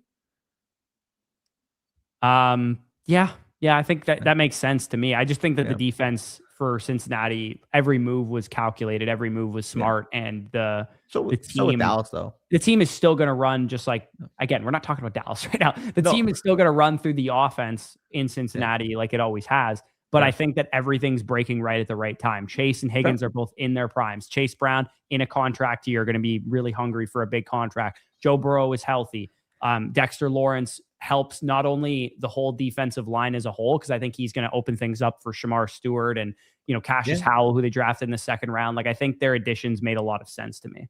I don't disagree. I think it's very similar, and I would actually pick both of them in their divisions. So whatever odds the sports picks do for their first two games. I'll take the Bengals to win their first two games. Fuck it. Yeah. So yeah, Bucks at Bengals, Ravens at Colts. Pretty interesting matchup there. Bills at Texans. We saw how that looked last year, so I'm curious what it looks this year. Saints at Lions. Jets. Oh wow, Saints at Lions is going to be the fastest paced game of the slate. It has to be, right? Probably, yeah. Jets at Titans. Falcons at Steelers. To be on the clock here. Okay. What do we have as far as our build right now? We have 6 wide receivers, 5 running backs, 3 tight ends. So we're done at tight end. Are we done at QB? Yeah, we're done at QB. Done at QB, I would say. So we go receiver for sure here. You want to go Surratt or Hurst or Tank Dell? Let's go Hurst. I think he could get pushed up based off the recent report that came out. Yeah, I'm gonna let all my shares of Hurst are probably coming with you, so I will let you peddle that narrative. I just frankly don't think he's gonna be more than like a 40 to 50% snap share receiver this season, but maybe. But it's round 17 of a best ball. We already got reports that they like his versatility at the X. So we want to go 8 receivers or another running back. What's the build say? Let's go Braylon Allen. Let's go one more running back. What does the optimizer say? It said it could have gone either way. I'm pretty sure it said 5 running backs though. I personally think that I wouldn't have gone with Braylon. It said 3 quarterbacks actually. The build optimally said to go take a 3rd quarterback. I wouldn't have gone with Braylon just because I'm actually Isaiah Davis over Braylon, but I think that's fair. You know what's crazy is that Braylon Allen is younger than like Jonah Coleman and fucking Emmett Johnson and shit. He's also not as good as Isaiah Davis. Maybe. I'm just gonna keep drafting Isaiah Davis until it happens. Yeah, I don't know. I like Isaiah Davis. I think they like Braylon more. I don't know though, bro. Like Isaiah Davis had an opportunity to be the guy, like the backup last year, and he was really good. Show me a ton. What do you mean though? 5.5 yards per carry, 21 catches for 186 yards. Like he was awesome when he got the ball. Yeah, he was good. I guess. I don't know. Good. I guess I'm just very Brees pilled, and I think if Brees goes down, Braylon's the main beneficiary, and Davis's role stay the same. Like I understand it's been low volume, but on 73 career carries, he's averaging over 5.6 yards per carry. Like he's definitely good. Yeah, he's good. But yeah, no, like if Isaiah Davis is going to be undrafted, like in terms of ADP, I will have him on every single team, like of my portfolio. Fair enough. Do we want to do this Dash Hound? Let's do it. Yeah. Let me go get a bottle of water quick. Okay. All right.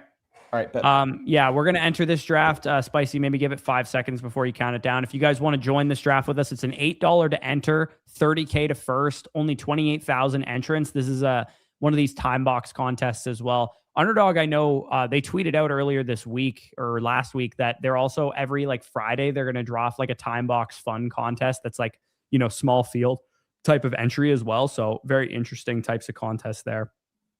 But yeah, we are waiting for 9 people. So plenty of room into this draft if anybody wants to join with us. I will also drop the link to join in the chat. A reminder for those of you guys that are curious, if you still have rookie drafts, our Dynasty Rookie Draft Guide is free with an Underdog signup. Yes, free. And you will also get our redraft guide when it comes out and our weekly rankings when those are relevant in the regular season as well. So if you're wondering, hey, I never used Underdog, should I get started? Well, you get all of our bonus content for the entire year for signing up. So, and making your first play on the site, obviously, too. You'd have to, join this draft with us or make a pick 'em or something like that to actually be eligible for that.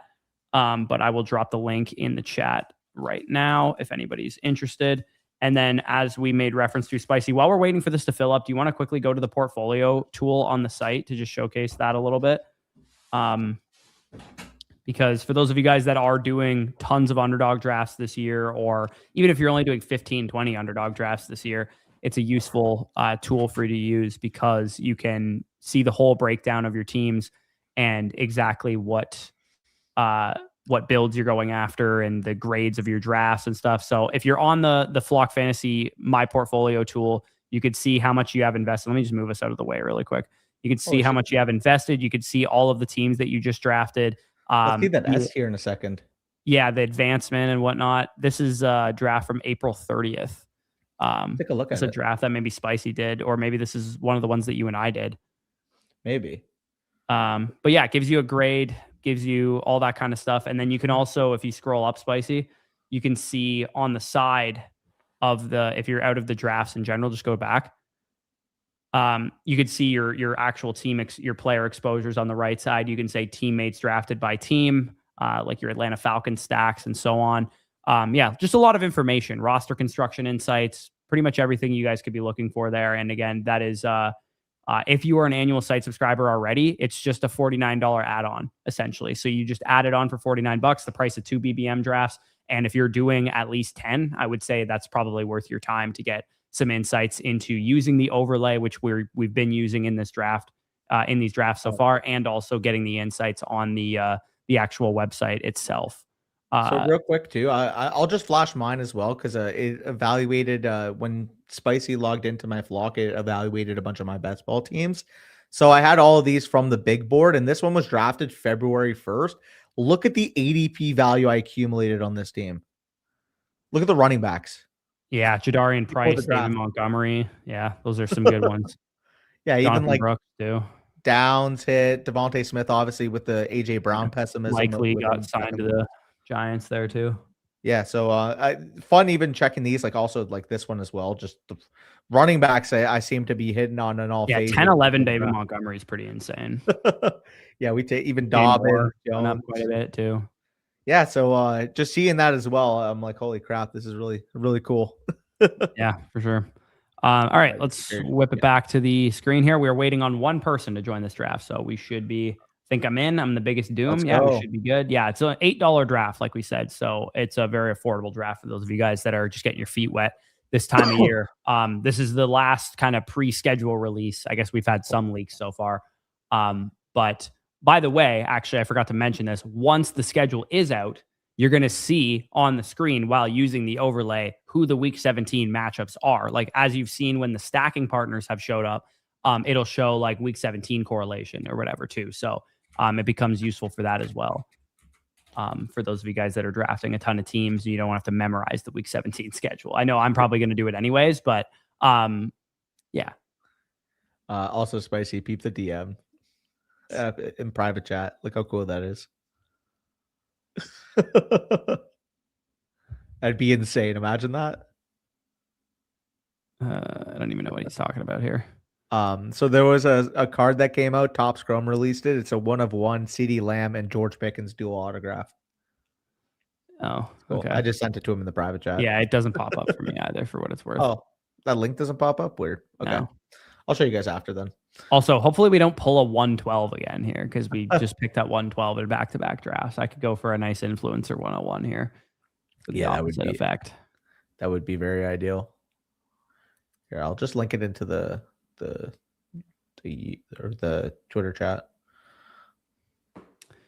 One thing I should mention while we're waiting for this to fill too is we now have everything set up on the site, fellas, that if you get an annual subscription, you do get this Dynasty Decisions 2.0 voucher right away. So when you sign up on the site, you get an annual, you get your live team review as you normally would, but you also get this Dynasty Decisions 2.0, which is one that you guys can see here that Danny did for J.H. Davis a couple days ago, where you can see the starting lineup, the team depth, the picks, the ranks, what kind of team you are. And then essentially we give you an action plan and a couple decisions to make.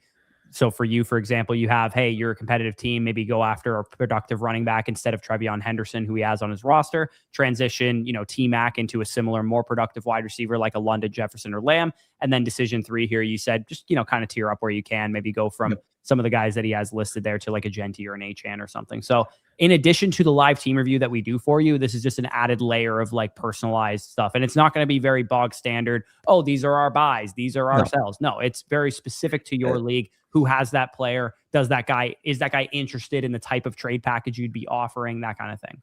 Well, and that's also one of the main reasons when we ask you guys to submit your teams, we want you guys to be able to link them because we want to be able to go into your league, see the teams that are already existing, see who's more likely to give up certain players.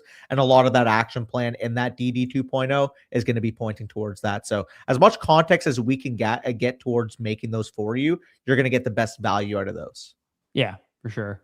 Because otherwise we would just, we just don't want to throw shit around. We want to know same. as much as we can. Yeah, every review would sound the same. If we're like, buy a competitive running back. Well, who's our go-to competitive running back buy? Maybe it's like Breece Hall or something. It's like, well, if the guy that has Breece Hall is the defending champion with, 2 or 3 other great running backs, he's probably not looking to sell Breece Hall. Yeah, so, exactly. There's a lot of situations there. Tell Mason to hop in so we can fill this draft. Yeah, we should probably get Mason. This is the challenge with the time box contest, streaming them live, is that you never know how long they're going to take to fill because BBMs and puppies usually fill quite fast. Yeah, we're just waiting for one. I'm sure it'll pop in here in a second. So Jordan Schultz tweeted, Bengals will host the Ravens Thursday Night Football Week 17 New Year's Eve. Somebody quote tweeted it. I'd bet my life a backup quarterback starts in that game. Yeah. Whether it's who is is Flacco the Bengals backup? Snoop Huntley, Jake Browning, Joe Flacco, all those guys. Well, Browning's on the Bucs now. No, I know. I'm just saying, like, all the guys that have made appearances in that rivalry. Yeah. Who's the Ravens backup quarterback? Snoop Huntley? Do they still have Cooper Rush? Or did they let him go? I know they had Cooper Rush. Tyler Huntley. Still Tyler. Oh, they got Huntley back? So they had Rush for 1 year, and then he's just not on a roster now. Hey, you remember when people were like, hey, maybe the Cowboys are better off with Cooper Rush than Dak? Remember how fucking people were just being racist? Racist? Yeah. Yes. Joe Flacco, I don't think that's what was happening, but I think people just like hating on Dak. But Joe Flacco's still the backup for the Bengals. For sure that New Year's game is going to be Flacco slinging the pill around. Oh, yeah, 100%. That would be lit, though. Potentially Pavia. Yeah, probably not. Joe Flacco at this point is just such an aesthetically pleasing quarterback to watch. It's like he is the ultimate, like, back in my day quarterback, like, for our generation. Oh, yeah. Like, like in the early 2000s when we first started watching, obviously he got drafted, I think 2008, if I'm not mistaken. So the first couple years, that Super Bowl year, like, Joe Flacco's just the man. Yeah, we haven't gotten any middle of the board picks, As you see here, like, all of our picks have been either early or late. Like the percentage rostership that we have of like Bijan, Gibbs, Chase, JSN, we have never taken JT, Puka, McCaffrey, Amon-Ra, any of those guys. Young Zay, you can settle down. I'm not race baiting. I'm just saying, like, there are certain people in the Cowboys fan base that were rooting for those causes. I'm not saying everybody was. Can you settle down? Yeah, whatever. I don't care. The Gibbs versus Bijan decision is probably going to be one that I wrestle with this entire offseason. That's why it's second pick over first pick. Take whoever falls. Yeah, it is probably second pick over first pick. You're right there. I don't know. Part of me just goes, this guy, Jahmyr Gibbs, has scored like 38 touchdowns the last 2 years. I don't think as great as he is not a touchdown scoring monster the way that Jahmyr is. So 102 Bijan, though. Hey, 102 Bijan will take.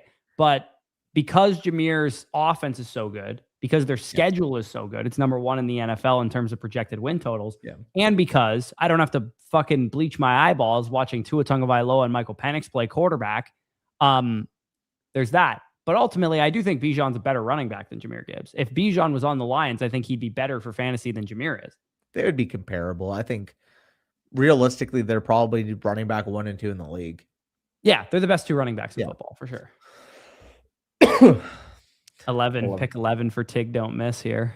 Do we have any other guys in the chat here? Yeah, shout out if you guys are in the draft. I think Miki has been in all of our drafts, if I'm not mistaken, or Mikey. I don't know. It's probably somebody. Sug Me Dry is crazy. Sug Me Dry is crazy. What do we Drawler in the draft? Hey, yo. I never brought that up once, by the way, during my Drawler stuff. I should have brought it up more often.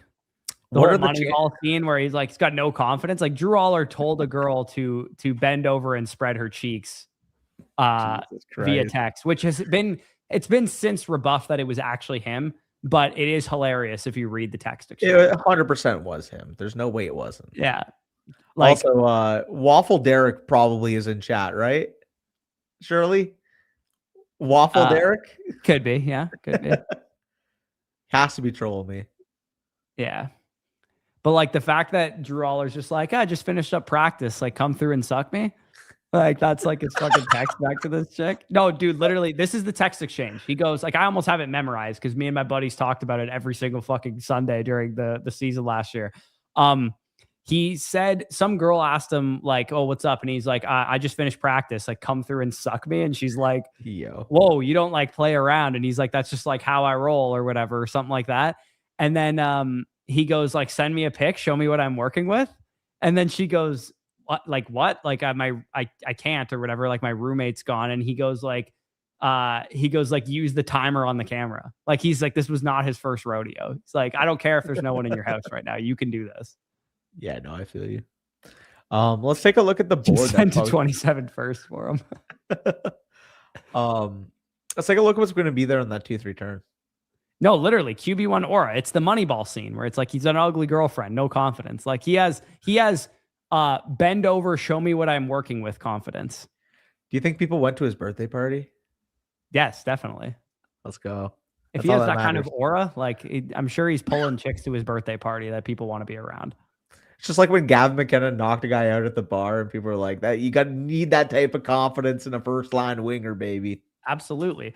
I've watched soft hockey my whole fucking life for the Leafs, bro. If we take Gavin McKenna, who's actually got the balls to throw a punch at somebody, I'd be very ecstatic with that. Yeah, it's like Mitch with a little bit more bite, you know? Also, the whole like the Drew Aller report that came out the other day. What are your thoughts on that? He's got to unlearn everything he's learned or whatever. God, I mean, like that. Accurate. Apparently, they're fake. His freaky texts, by the way, like the text I don't that I'm know, quoting, though. apparently they're fake. I don't know about that. He's got the broccoli hair. Like we all know that broccoli hair guys are texting some crazy shit. Bro, Jeremiah Love plus Bijan would feel like the Avengers. Yeah. Literally, he literally said, show me what I'm working with, ? She goes, what do you want to see? The roommate just left. And he goes, Jeremiah. Yeah, let's go Jeremiah Love. And he goes, spread your cheeks and bend over. And then she goes, what the fuck? How would I even take that picture? And he goes, use the timer on the camera. Well, my app lagged. I didn't. Oh, sorry to hear that, bro. That's unfortunate. Who do you take? Let's see his picks. But just absolutely obscene shit. Who did he end up taking with? George Pickens? Who do you want to go here? We could go with McBride with the correlation. If you really don't want McBride, then I'll let you. I would go Henry if we don't, but I'm cool fine with either. I'm fine with either too. Yeah, let's go. Let's go McBride. Let's go. That's fine. I'm gonna get plenty of Henry probably in most of my drafts because now Derrick Henry has a stout Bengals run defense with Dex in the middle in Week 17. Yes, facts. Also, the first comment on this Reddit post is, "This is exactly how I would expect anyone who has a broccoli haircut to act." So I'm not the only one who has that opinion, apparently. Bro, my cousin used to have a broccoli haircut, and I still have a picture on my phone when he has it. So whenever he's like starts like joking around in chat, I'll just post that in our group chat. He's like, "Bro, like delete that. What is that?" I howled at this one tweet where it's like, I'm 29 and I went to the bar for the first time in like 7 years this weekend. It looked like the fucking produce section. I was dying. The timer's very creative. The timer is very creative, yeah. No, but literally the produce section is every bar nowadays. If you guys are, maybe it's just a Canadian thing, but like every time I've been out somewhere lately, I'm like we went to the bar at like my brother's bachelor party, and I'm like, every single 20-year-old kid has the same fucking haircut. They all have these like high permed ass fades with like curly hair on the top. I wish that was in when I was 20 years old, because I have curly hair and it was always a curse. How many drafts are you planning on doing this year? Probably a lot. A couple hundred, I would imagine. Yeah, a couple hundred. Yeah, like definitely max entering BBM, so that's a minimum 150. And then I'm definitely going to allocate the rest of my budget to time box contests and small field $100 to $500 entry stuff. So yeah, it'll probably might do a couple $1,000 ones. I don't know if I'm going to do any Mastiffs, to be honest. I mean, little Thought about psycho it. to me to do a Mastiff. Maybe if I'm like running low and I'm on time and I'm like, I just need to burn some of this budget on it. But Yeah. I like would be- I like a good $50 to $150 entry like contest. I like those the most for sure. Those like are good those sweet spots. Great Danes that I did last year. Like I made the finals, the Great Dane last season, and those drafts were a lot of fun. The $500 draft was fun too when I made it to the This app is so semifinal. busted. A couple years ago when I made it to the semifinal of the $500 one. Yeah. If I made the final, that would have been freaking bread.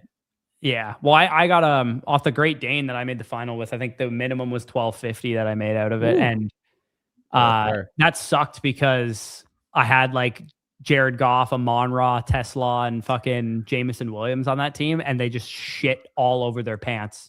That was against the Cowboys, right? Against the Cowboys that year, right?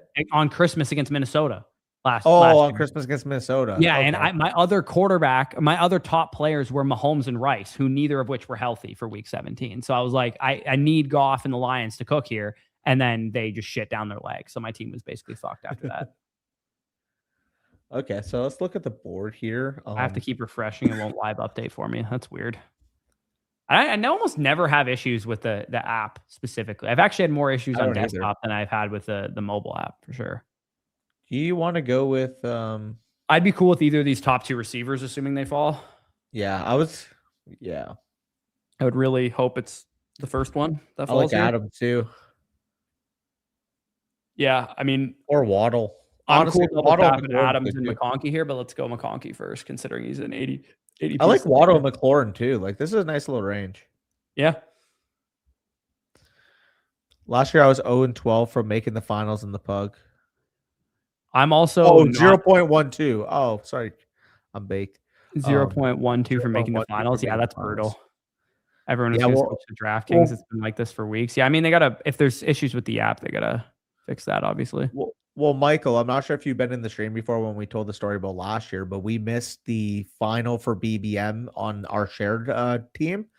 It was what? We missed by 3 points, 4 points, give or take? Yeah, it was 6 points, I think. 6 points?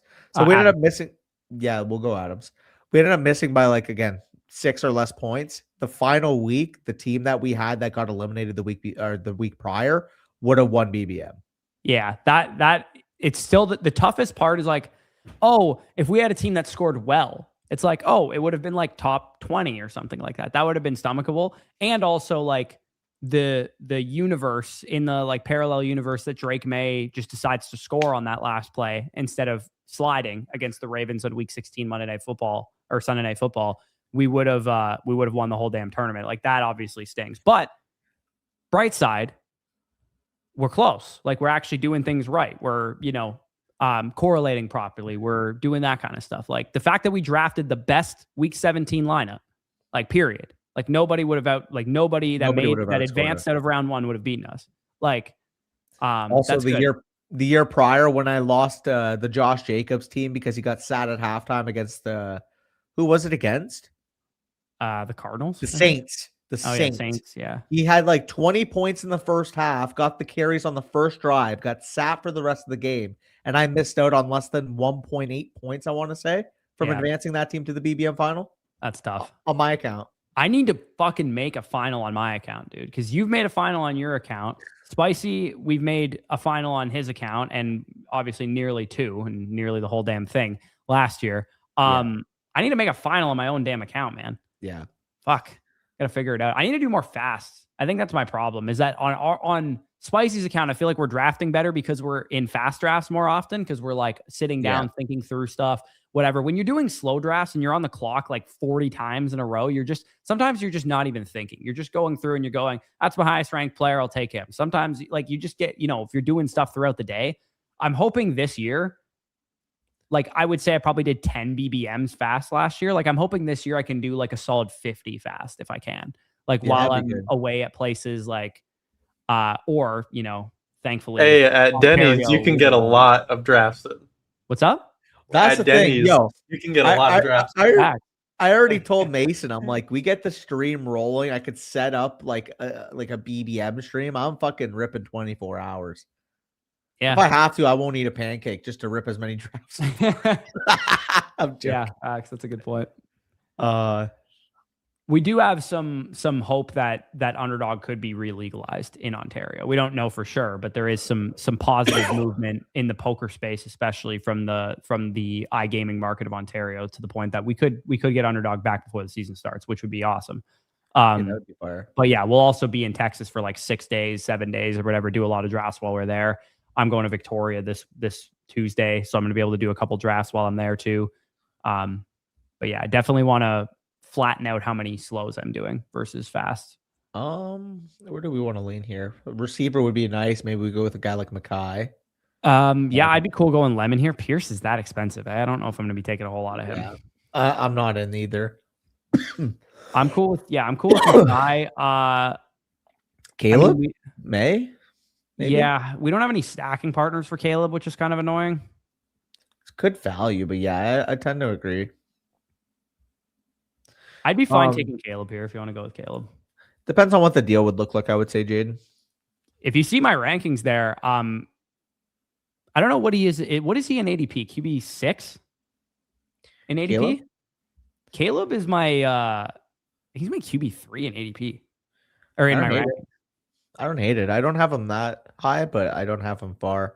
It's funny because I was like all over Caleb last year. You're a little more apprehensive, but like now you're like, okay, I saw what the year looked like. I saw the natural progression. Like now you're all in. All right, QB4. I have Burrow ahead of him, but I do have him like in the same tier as Burrow and Lamar. Like I would not take Lamar at 29 before taking Caleb in the 7th round, like we just got him. So the way I currently have it is I have Allen 1, Lamar 2, Burrow 3, Daniels 4, May 5, Caleb 6, Dak 7, Lawrence 8, Herbert 9, Dart 10, Mahomes 11, and Purdy 12.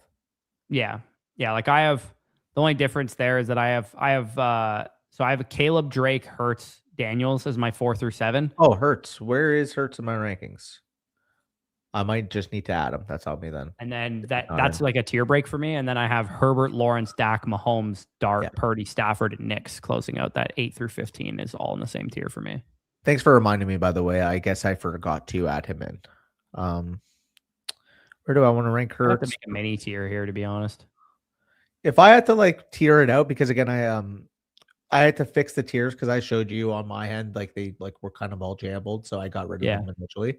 I'm going to re-add them. So the way I would kind of organize the tiers is obviously Allen tier of his own. Then I would kind of look at it as Lamar, Burrow, Daniels, May, Caleb, Hurts, kind of all in a tier. Yeah. Then I view it as Prescott, Lawrence, Herbert, Dart, Mahomes, Purdy probably as a tier. And then after that, I would get to like the Stafford, Goff, Murray range. Bo Nix would be in that range as well for me. And then I think it tiers down to like Shuck, Love, Mayfield, Malik Willis, Cam Ward, etc. after that. Yeah, I have my C tier at quarterback is 12 Dart, 13 Purdy, 14 Stafford, 15 Nix, 16 Goff. Yeah, that's reasonable. And then I have Mayfield, Murray, Love, Shuck, and Willis in the next tier down. Yeah, I'll probably because we're getting more optimistic on the return timeline for Mahomes, I'll probably at least put him up. I have him at 11. I have him in a tier with Herbert, Lawrence, Dak at 8 through 11. I moved him to my 77th player because I had him at like 85. But I'm willing to get like at least because the expert consensus on Flock has him at 92.33. But honestly, I feel like I just have all these quarterbacks pushed up. Yeah, I'm willing to down tier from Hurts, depending on what you can get for him. Yeah, like if you can get Lawrence that's what I said. for him, or Purdy plus, or Dart plus, or something like that, I'm absolutely willing to do it. Let's take a look. So he's M1, I believe he said, or Micus. So click that 214 build. Let's see what the team looks like. So he's got Chase. He's the biggest dom. He said he's the biggest dom. Oh, my bad. I thought he said. He's the 111 here with Justin Jefferson, James Cook. Sorry, my apologies. Michael's also in here. He's Micus. Okay, so I like the team so far. I'm not a Harvey guy, obviously, but like other than that, I like the team so far. I'm on the same page outside of Harvey. You got the stack equity with Burrow plus Higgins. You do have some isolated spike week upside. Yeah, I think you're cooking. Also, we got 112 in here as well. So we'll take a look quickly after this turn, or do you want to fit it in right now? No, let's go first here. Quick.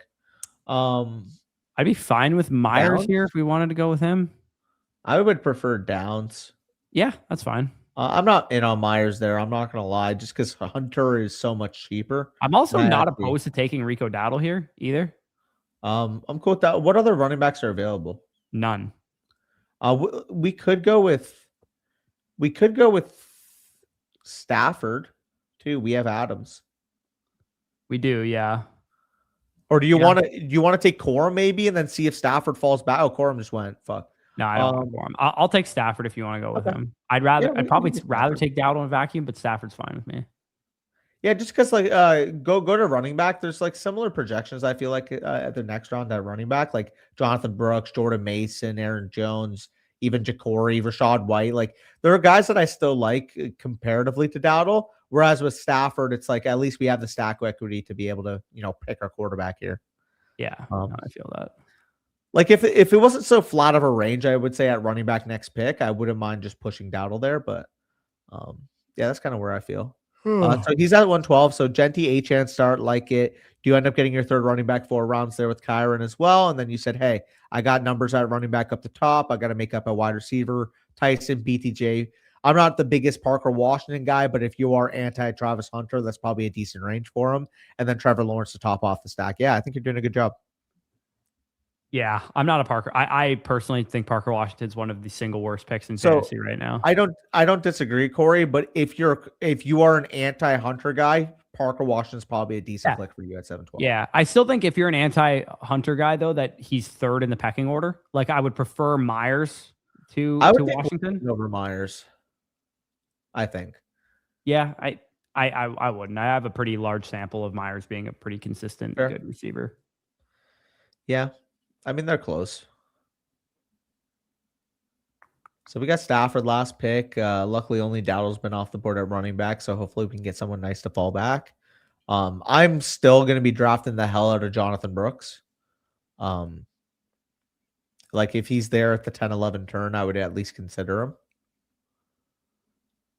Jonathan Brooks. Yeah. No, he's a fine pick where he's going at the moment. I have like some of the touches guys I have pushed up the board a little. My rankings on the left. Yeah, like Rashad White and Aaron Jones and those guys, and even like taking the risk on Brooks. I feel like there's some good touches to be had where our next pick is going to be, because we're probably going to need to take a running back for sure, if not 2. Yeah, I was going to say, if we get 2 of those top 3, and then I would also add Jordan Mason into that group. Like if we get 2 of those 4 for me personally as well, I would definitely be in on that if possible. Trying out my hero build. Tell me what you think. So let's take a look. So I believe Michael is Micah. So yeah, his hero here, Josh Jacobs. You got Chase and Pickens up top, Evans and Jameson Williams filling out wide receiver. You got stacking options there, Daniels plus Prescott, I believe. Laporta, I would say him and Fannin definitely a tier above where I view Pitts and Kincaid. So I think that's decent value. A little early for me in terms of being able to evaluate the build, because I got to see how you land the plane at running back. Yeah, I personally would have rather taken Pollard to Dak. I don't think that 0 or hero is optimal this year, personally. So I don't disagree. It just depends how he lands the plan. Like you get like Gainwell, Jones, like types like that. I think that could really help his build, and I still think there's upside for it to pay off if those guys become RB2, RB3 types, and you have 3 or 4 of them. Yeah. Do we want to grab the 2 of the guys that we talked about, or do we want to mix in any of these other dudes like Chris Rodriguez or Gainwell or any of those guys? Just based on my rankings, I have White, Aaron Jones, and Brooks. I would say prioritize the board that we have. I personally would go with Rashad and Jonathan if all things were considered. Yeah, I mean, we have 2 absolute monsters at running back, so we can kind of afford to go for riskier guys with a Brooks guy, Brooks option there. I like it. Also, I'm curious how long it takes for Rashad to finally flip Ja'Cory and ADP. Yeah, I'm not really sure why White's ADP is not higher. I would have expected, like, if you told me, like, you haven't done a draft yet, like, where do you think Rashad White's ADP is? I would have said he's the number 1 Washington running back, and I would have said he's probably, like, pick 103 or something like that. Like 8th or 9th round seems like the sweet spot. Yeah, like, I'm surprised he's going this low. Yeah, let's go with White first. I think he'll have a higher ADP-wise, that's smart.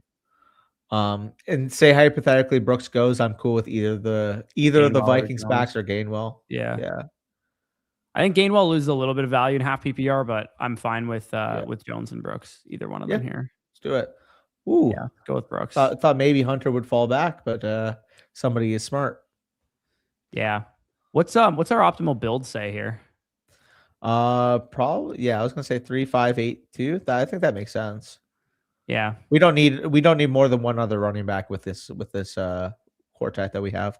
Yeah, and I'm cool grabbing like just when I have a guy like McBride where all my ceiling weeks are going to come from him primarily. I'm also cool grabbing like a really safe role tight end like a Kate Otten or a Jake Ferguson or somebody like that where kind of they're not going to get replaced, as opposed to like I think a lot of people a lot of the times will go, oh, I'm going to go Trey McBride and then I'm going to pair him with like Eli Raritan or somebody who has like a really unstable role. I would much rather have a guy with a stable role to go along with McBride, because the only time I'm going to need that guy is like maybe maximum 3 weeks a year where McBride isn't in my tight end spot, like his bye week. Maybe if I need him to ping pong on a down week during the playoffs, or, McBride drops a dud or leaves early or something like that. Makes sense. And if McBride misses time, like 4 or 5 games, think about it this way. Let's say McBride is a hard piece to advance because he misses 5 games during the season. Wouldn't you rather have a consistent Kate Otten guy to just tread water for you than take the risk on like Justin Jolie being a 0 during that time? Yeah, I think you can make the case for sure. Yeah. Sorry, I'm just seeing a fucking massive trade just went down in the league that I'm in. Oh, really? So Ron got Cam Ward, 2027 first, 2028 first, and 2 seconds. And Jacob Sanderson got Jaden Danielson, Saquon Barkley. Okay. Interesting. So, okay, the way I would look at this is Cam Ward more or less equals out Saquon Barkley on the Dynasty market. And then it would be 2027, 2028 first, and then 2 seconds for Jaden Daniels. I think Jacob got a pretty decent price for this, all things considered. Fuck him, take Love, not Kyler. Tough one. I'm retired and trying to draft 20 teams a day. Oof, that's a high goal. I love it. Different builds and just trying to get as many rare builds until the schedule comes out. Yeah, I think getting unique with things until the schedule is out is definitely not a bad strategy. Remember, this contest specifically is a time box, though, so it's not going to really matter getting unique as much. Have you gotten the red badge on your personal account yet, by the way? I can't remember. I think I might have gotten it. Okay. Towards the end. If I don't have it currently, I'm definitely very close. Yeah, because I remember that was like the meme for the longest time, is I got it like a year and a half before. Well, because you were doing like stupid fucking NBA draft and shit. I'm like, I'm not gonna do that. I made the finals for those though, so like it ended up working out. Like I made positive return on investment on like non-football contests too. Yeah. There is a big edge to be had there if you know how to like actually structure a team and you know the sport well. You know what I mean? It's funny because it's not as optimal as football. Yeah, I know. It's funny because my pick'ems have been definitely more profitable on NBA than they have been on NFL. Oh, 100%. Also, it's weird. I've been pretty accurate for sure with those. Spicy. Luka didn't play a game. Like, you guys mauled us, okay? And you're probably gonna maul the Spurs. It was very unfair. It was very unfair. And you're probably gonna maul the Spurs, and you're probably gonna maul the freaking Knicks, probably from the East. Like, the Thunder are gonna win the finals. Do you want to grab like a McMillan or a Jennings here? We kind of need the receiver. Jennings, yeah. Go Jennings. I feel like his ADP is gonna go up. Yeah, I think I got to move him up. I can't remember how high he was ranked for me there, but I also, would you be fine taking a Goddard and being done at tight? I guess he just went. We could go Sadiq. Like I said, I don't like taking risky guys when I have McBride to lock down my weeks. It's really risky though. For gonna go J-Mac, take a receiver here. Sure, we could go receiver.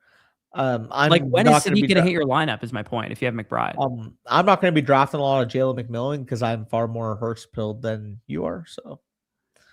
Yeah, I tend to think that J-Mac will be pretty primarily on the field more than Hurst. I think Hurst, when on the field, also is probably going to be more of a sacrificial X in his early portion of his career. Yeah, and unfortunately for the Spurs, I fear the Thunder beat them in 5 or 6 games. Yeah, that's the one team that I see can maybe take them to 6, but like the Knicks aren't going to do it. The Knicks are 20 drafts a day, you will have a red badge in short order. Yeah. It's 500 drafts, if I'm not mistaken. The Knicks are just a far worse version of OKC. They got the primary creator. They got multiple defenders. They got guys perimeter. They got guys that can play in the paint. Like, They're just a worse version of what OKC has. OKC has 10 guys that can legitimately be high-level role players or stars. Yeah. It's insane. Their team's insane. Like AJ Mitchell steps up when Jalen Williams is hurt and he produces 25 points per game against. Y'all should really be their fans since y'all are the Canadians.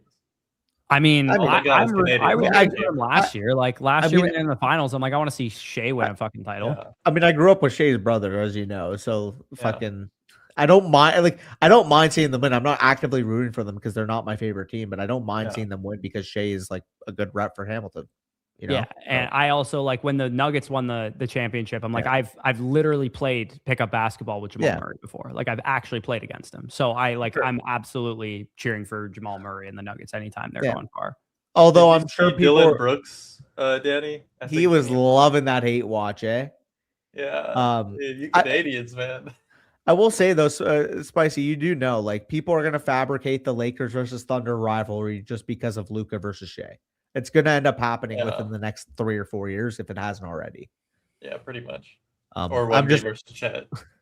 Well, Wemby versus Chet's another good one. I'm just hoping that this offseason the Lakers can at least make a team that can compete with the Spurs and the Thunder because this year they couldn't. Yeah. You going to run Sorsby through the model at some point? Yeah, probably. I don't know. So is it going to actually happen? Like, is there going to be a supplemental? Is he going to be taken like – because, like, also too, from just a dynasty commissioner's perspective, how do you even handle that? I would say that if the managers in my league have planned with their fab to this point to not spend it until he's available, I think that they should be rewarded for that. Sure. Like fab planning is a big, like it's not a huge part of dynasty because dynasty there's not a great waiver wire, but I don't think like you should do some kind of like supplemental tournament or like coin flip or RNG thing or like put him at the end of a rookie draft or something. Like maybe if somebody was like, hey, we don't know if Sorsby's going to be in this draft, so we're not going to do our rookie draft yet. I think that's fair. Okay. But you and I have had most of our rookie drafts already. So for me, it's like I would just say, hey, if a manager out there was acquiring fab in trades and stacking up so that they have more fab, that they should be allowed to do that and maybe get Sorsby out of them. That's fair. Like I saw somebody tweeted out like trade all your 27 fourths for fab or something. I'm like, that's a horrible piece of advice. But well, by the way, you just mentioned needing a stable tight end. I think AJ Barner would actually be a perfect fit. Yeah, AJ Barner's not a bad option. Plus a receiver, I would assume the optimizer wants. Yeah, I'd be okay with taking like a Trey Tucker or a Tesla or something here. Even a Debo. Like I think Debo as a is going to end up going back to the Commanders, to be honest. Yeah, let's go Debo then. Yeah, I say Barner for. Okay, we can. I'm officially ready to admit defeat on Brandon Ayuk. I don't think he's going to play anymore. I don't. Maybe he will. I just like it seemingly gets worse every day. What's the newest info on him? He's just like on his Instagram stories, like flashing like money and like watches and stuff, and I'm just like, I just think this guy like pulled a Kenny Golladay. Damn, he's receiverizing it. Is he not in the fantasy apps? I don't think he's in them yet. Is he, Sorsby? I don't think so.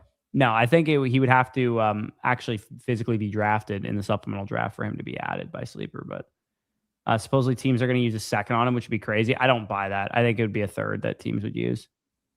Mahomes, AJ Brown, 27 first for Neighbors, Ward, Tua. 10-team dynasty. I mean, Tua doesn't really mean much in a 10-team, and Ward's going to lose a lot of value in that format too. I think I'm cool with, if it's a super flex, I'm definitely cool with the Mahomes, AJ Brown, and first side of that pretty easily because Ward and Tua are just not going to move the needle in 10-team. But if that's a single quarterback, I would prefer Neighbors. Yeah, I'm probably on the same page there. Wait, what's the whole thing with Sorsby? So Sorsby is not technically out of college eligibility yet, so that's why I don't think he's in the apps at the moment. But like there was something that was going on with him and like him being ineligible for this year because he's gambling, right? Wasn't that what happened? Yeah. Oh, so he may come out. He may be in the supplemental draft, yeah. And the supplemental draft usually takes place in June, and we haven't had a supplemental draft pick, I think, since like 2018 or something like that. So it's just never off-season news, pretty much. Oh, okay. As a Niner fan, it's just sad at this point. He's overweight now. Yeah, I think it's pretty tough to see with Ayuk. I think he must have always been a complete and utter head case, and Shanahan was just able to rein him in for those seasons where he played well, like that 2023 year and the 2021 season, I think his second season was bad. Well, like the 2020 year, the 2022 year, 2023 year, where he gave you good production. I fear it just he might just be cooked at this point mentally. So honestly, if he is cooked mentally, I don't think he should be playing football anymore based on what we see when people are cooked mentally and continue to play football. Probably not wrong. We don't need him fucking whipping his piece out at a hotel pool like Antonio Brown anytime soon. So. He did a lot more than whipping it out. Yeah. Fuck. Crazy shit. No, bro. The funniest part was when they blurred the video, like we couldn't tell exactly what he was doing given the hand motion. Yeah.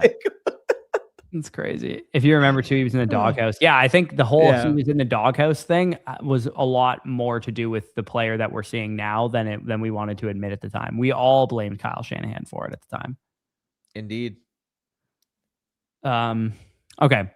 We have 4 running backs. We definitely are going to need another guy or two, I think. Do we want to make like a handcuff type of pick, like a Mike Washington or an Emmett Johnson or something? Or do we want to just take we can't really take Katron because we have Rashad. I wouldn't think that's I'm not taking could go Emmanuel Wilson. Like I'd be fine going Emmett Johnson here if you want to go Emmett Johnson. I think he's got some utility. So what does the analyzer want? A 3-6-7 or 3-6-7-2? 3-5-8-2. 3-5-8-2. Okay. So we could take. I mean, I'd be fine just taking we didn't take. We could take Emmanuel Wilson here. We didn't take Charbonnet. Yeah, let's go Wilson. Let's go Wilson. Yeah, I think that's probably a good option. It's also like the combo of him plus Brooks. They kind of like represent two different things. Yeah, 2 different time periods of the season. Yeah. Do we want to take another running back or no? I think we should be good with 5. Okay. Let's go. You want to go Elijah Surratt or Branch? Yeah, let's go Franklin even. Mooney maybe even too. Yeah, let's go. I'm cool with Mooney if you want to do that. All right, let's do it. Yeah, I like that. We also passed on Neighbors earlier, so like we could be a contingent. Yeah, so we're gonna have one more selection. You can see I have Jalen Knoll ranked rather aggressively. Because good reception perception. His reception perception makes me kind of excited, and also too like Kirk is gone, so I think the snaps could be there this season for him. And also the Texans are one of the highest like three wide receiver set teams. So like some of the issues you see with like the Packers and the Colts and stuff, I think it wouldn't be as much of an issue for them if he was just a slot. Big news for us to potentially talk about. Week 5, Thursday Night Football, Buccaneers at Cowboys. Okay, nice. Thursday Night Football. I mean, Thursday is nice because then it's not as disruptive for our schedule. I mean, actually Monday would be better, but it would, but pretty interesting. Yeah, that's interesting. I don't really have the desire. I would rather go if it was in Tampa, to be honest. Oh, obviously. I don't have as much desire to go to Texas again. Like we're already going to be in Texas this year, and I just don't. I think Dallas was kind of a fucking shithole, to be honest. I would like to go to Tampa and watch a game there. Yeah, I mean, I wish. I've never been to Ray J too, so. So do we go to one game in Tampa, then one Dallas road game this year, then, and we go to both? I mean, together. I have no desire to go to a Dallas road game, to be honest. Well, I mean, to even it out, I don't know. What do you mean to even it out? We'd be paying out of pocket for this stuff. Fair. But yeah, I don't know. If we had some kind of like system where we were able to go to some of these games for nothing, obviously, then I'd be more inclined to do so. But like, so this is maybe going to be like a sword, like the swords against you take. I kind of prefer to watch games on TV than watch them in person. Really? Yeah. For hockey, not the case. For football, though, I think that games on TV are kind of better. Unless like it's a team, it's a playoff game, it's my team. I'm really invested. I always love going to games. Like the Bills stadium's kind of a shithole. They're opening a new stadium, which is obviously good, but the traffic out of freezing my ass off for a team that's not my own is not really that hype to me. Like it's fun. Traffic getting out of Buffalo is insane. So I told you this. You ended up not being able to go to Ravens versus Bills that year because you were sick. But the week prior, I was at Broncos versus Bills 2 years ago, and the Broncos scored the first touchdown of the game. It was the Troy Franklin score. Really, like in the first 3 minutes of the game. As we were sitting down, we saw it happen. Yeah. After that, I think the Bills ended up beating them like 41-7 or some bullshit like that. Like it was a really bad score. We ended up trying to leave the stadium, and every time I looked at my Uber app, it was like $180 to get out. No, and I got have lucky. to walk pretty much like a far distance to be able to get an Uber in Buffalo. And I got lucky because somebody that worked for Uber or like worked Uber at the time was like, yeah, if you give me X amount cash, it ended up being like $100 US cash, I'll get you out of here. So we did that. I always drive to Buffalo because I don't really drink that much. So I'm like, you know what, screw it. I drove, but I Ubered to the stadium because I didn't want to deal with the traffic coming out of the stadium. Oh no, I'll deal with the traffic all day versus paying for an Uber. Really? Yeah, because parking at a Bills game is like usually somewhere between $40 and $50. Like you'll find some place with a parking spot for like $50 or whatever. I will take $50 parking and not drinking at the game or drinking one beer at the game or something versus trying to find an Uber out of there. Like that is hell. Like I'm not doing that ever again. Sure, but the $50 of not having to deal with the driving part out of the stadium was not bad. Yeah. I mean, I don't mind. It's not that bad. You're waiting there for a little bit in the parking lot. You chill for a bit, you warm up, and then you just get out of there. Hey, as the one when you're the passenger, sure. When you're the one driving, to me, I can't do it out of stadium. Yeah. I agree with this too. This is especially true, by the way, of 1 p.m. or 4 p.m. games. I would much rather just watch the games on TV. Sure. All right, we have one more pick here. Do we want to go with another receiver? I'd be cool with like a Purcell or something, just an upside swing. We have no time to scroll the F down. Sure. Let's go with a Purcell. Yeah, I would have scrolled further, but fine. I would have went Tolbert. Yeah, and this is definitely the fact as well. For Buffalo games, especially, the like very first parking lot that you see is usually cheaper than ones closer to the stadium too. They're usually like $40 or something. And then you just mish after the game to the car. And then you're like already well past a lot of the traffic. Yeah. I like football games in person. Part of it is because we do what we do as well. Like you guys, obviously, we don't work in football, so you don't have to worry about like the logistics of a schedule and like watching all the games and that kind of thing. So it's maybe different for me for us because we actually have to like cover the games and like make content around the games and whatnot. Yeah. So going to a 1 p.m. game or going to a 4 p.m. game just results in me having to go back and watch games later. And then also like missing our live stream in the morning or whatever as well. Like to me, I would just if I'm going to go to a football game, it pretty much needs to be a Thursday or a Monday night game because I don't miss as much that way. And also too, part of why I like going to hockey games more or basketball games more is because I'm not working. Like I'm just enjoying the game or whatever. And like I'm still enjoying a football game too, but like I feel like I'm missing stuff. Yeah, fair enough. But yeah. All right, we should probably head out of here. I'm kind of hungry, so I wouldn't mind. I am too. But yeah, if you guys, someone asked if we could get a review of Team 11. We can quickly go over Team 11 for them. But yeah, we are gonna head out of here. Damn, I got like the worst projection. I'm ass. Are you chilling, bro? You chilling? Your projections mean nothing. Projections do mean nothing. So this is the team after the Kraft, Burrow, Harvey, all that kind of stuff. We scroll down, we saw all that stuff earlier. Pittman, Gainwell, Shaheed. I like all the values that you were able to get. I think landing the plane with he had 3 tight ends, Stowers, Henry, and somebody else. Kraft. Yeah, I think that's a good 3 tight end build. You had Kyler and Burrow, I think is fine at quarterback. Yeah, I think the team is like a solid B+ type of team. I know the projection's not great, but the only thing that makes me nervous is the running back core because Judkins is your RB2 coming off the injury, and then Harvey's your RB3, which I don't love, but he's the other one. He's Team 11. Yeah. Oh, I thought you were looking at Team 3. Spicy highlighted on Team 3. Sorry, I got confused. Oh, sorry. Yeah, he said Team 11. Okay. Yeah. No. Sorry, I just got confused because Spicy's arrow was pointing at 3 for a second. I was showing the hero RB guy. Oh, true. Yeah, never been to an NFL game, but always wanted to. Ticket prices for Upper Bowls are just insane. Yeah, it is. That's the other part of it too. Is it is free to watch a game at home. Like, that's a good point. So that's another part of it. A lot cheaper for alcoholic beverages too. Yeah, literally. All right. So appreciate you guys for tuning in. Oh, do we want to maybe make a little pick 'em for tomorrow night? Yeah, let's do it. Or hockey too. Fuck it. Let's do both. Yeah, fuck hockey. I want to do an I'll do a hockey one. Fuck it. We're on stream. Okay, Let's we'll talk it. Do it in 30 seconds or less because I don't care. Okay. So we'll do basketball first then. Yeah, let's do a basketball one. Okay.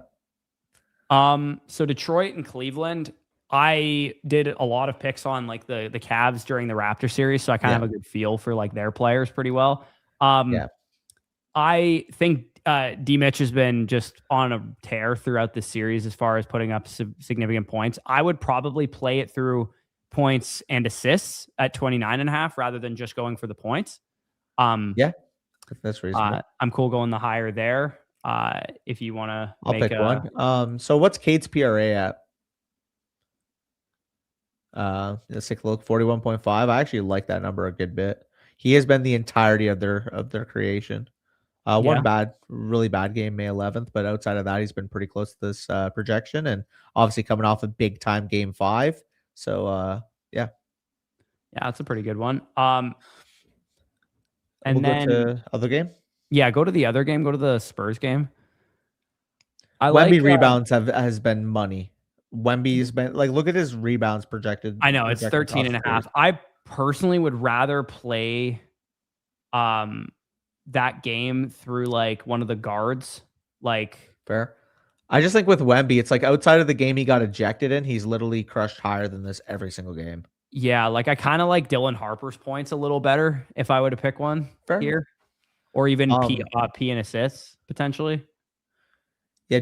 So do you want to take the Spurs player then? I'll take the.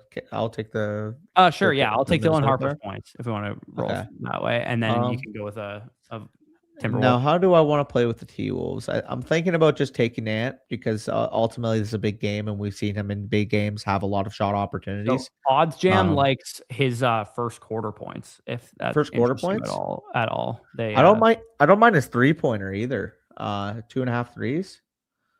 Like what's his projection been on the 3-point line? Okay, so it's been a little off. I always get sketched out by 3-pointers personally. I don't like taking threes unless like pure 3-point shooters. Honestly, I just like his points. Yeah, with the higher on 26.5. Good option. But yeah, you can apply the 30% boost as well. I'm curious what the multiplier will look like on. You want to put 10 on this? What do you want? Yeah. Do we want to do a flex or we want to keep this regular? We can either do a $10 flex or $25 flex or a $10 standard maybe. Let's do a $25 flex. Okay, we'll do $25 flex. Yeah. That way we can get a little bit more juice if we actually hit one or three of these. For sure. Put it in there. Yeah. As far as the next vid, someone asked in the chat, we're waiting on something for the devs to do our contender rankings video. They're implementing a thing on the rankings page that allows the users, so you guys are able to sort by contender rankings. And basically, because positional age cutoffs are different, like for example, a contending running back might be 25 or older, a contending wide receiver might be 26 or older, 27 or older, etc. That's what they're implementing on the site. We don't want to record that video until that's finished. So maybe it'll be done by today. It probably won't be done till tomorrow, I would imagine though. So, yeah, we should have that video out for you guys tomorrow, and then later on in the week tomorrow we'll also be doing live team reviews as well. Yes, sure. So we'll go. We'll save the Montreal game for the second one. We'll go into Anaheim, Vegas first before I'm any type of biased. So going into this game, I would suggest if I were you, Danny, let's just only do it on this game because I promise your bias is going to get in the way.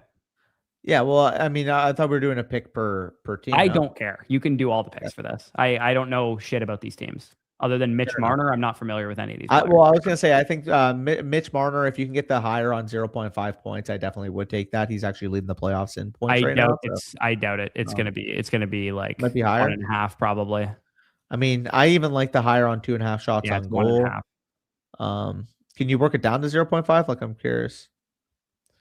You can. It's 0.7 if you want to take it there. I don't even mind taking that 0.7. He's basically gotten a point in every game. Sure. And then on the Anaheim side, I will probably lean. I'm leaning back at Seneca. What's his shot? Mikael Granlund points is what Odds Jam likes the most. I don't mind mixing that in. I also like the Seneca shots. Sure. I like Seneca shots. And if we go to the other game, I'll just take a shots on Montreal, and then I'll take one probably You on. can just keep this as a 3 even too. Just take one of the Montreal players. Yeah, fair enough.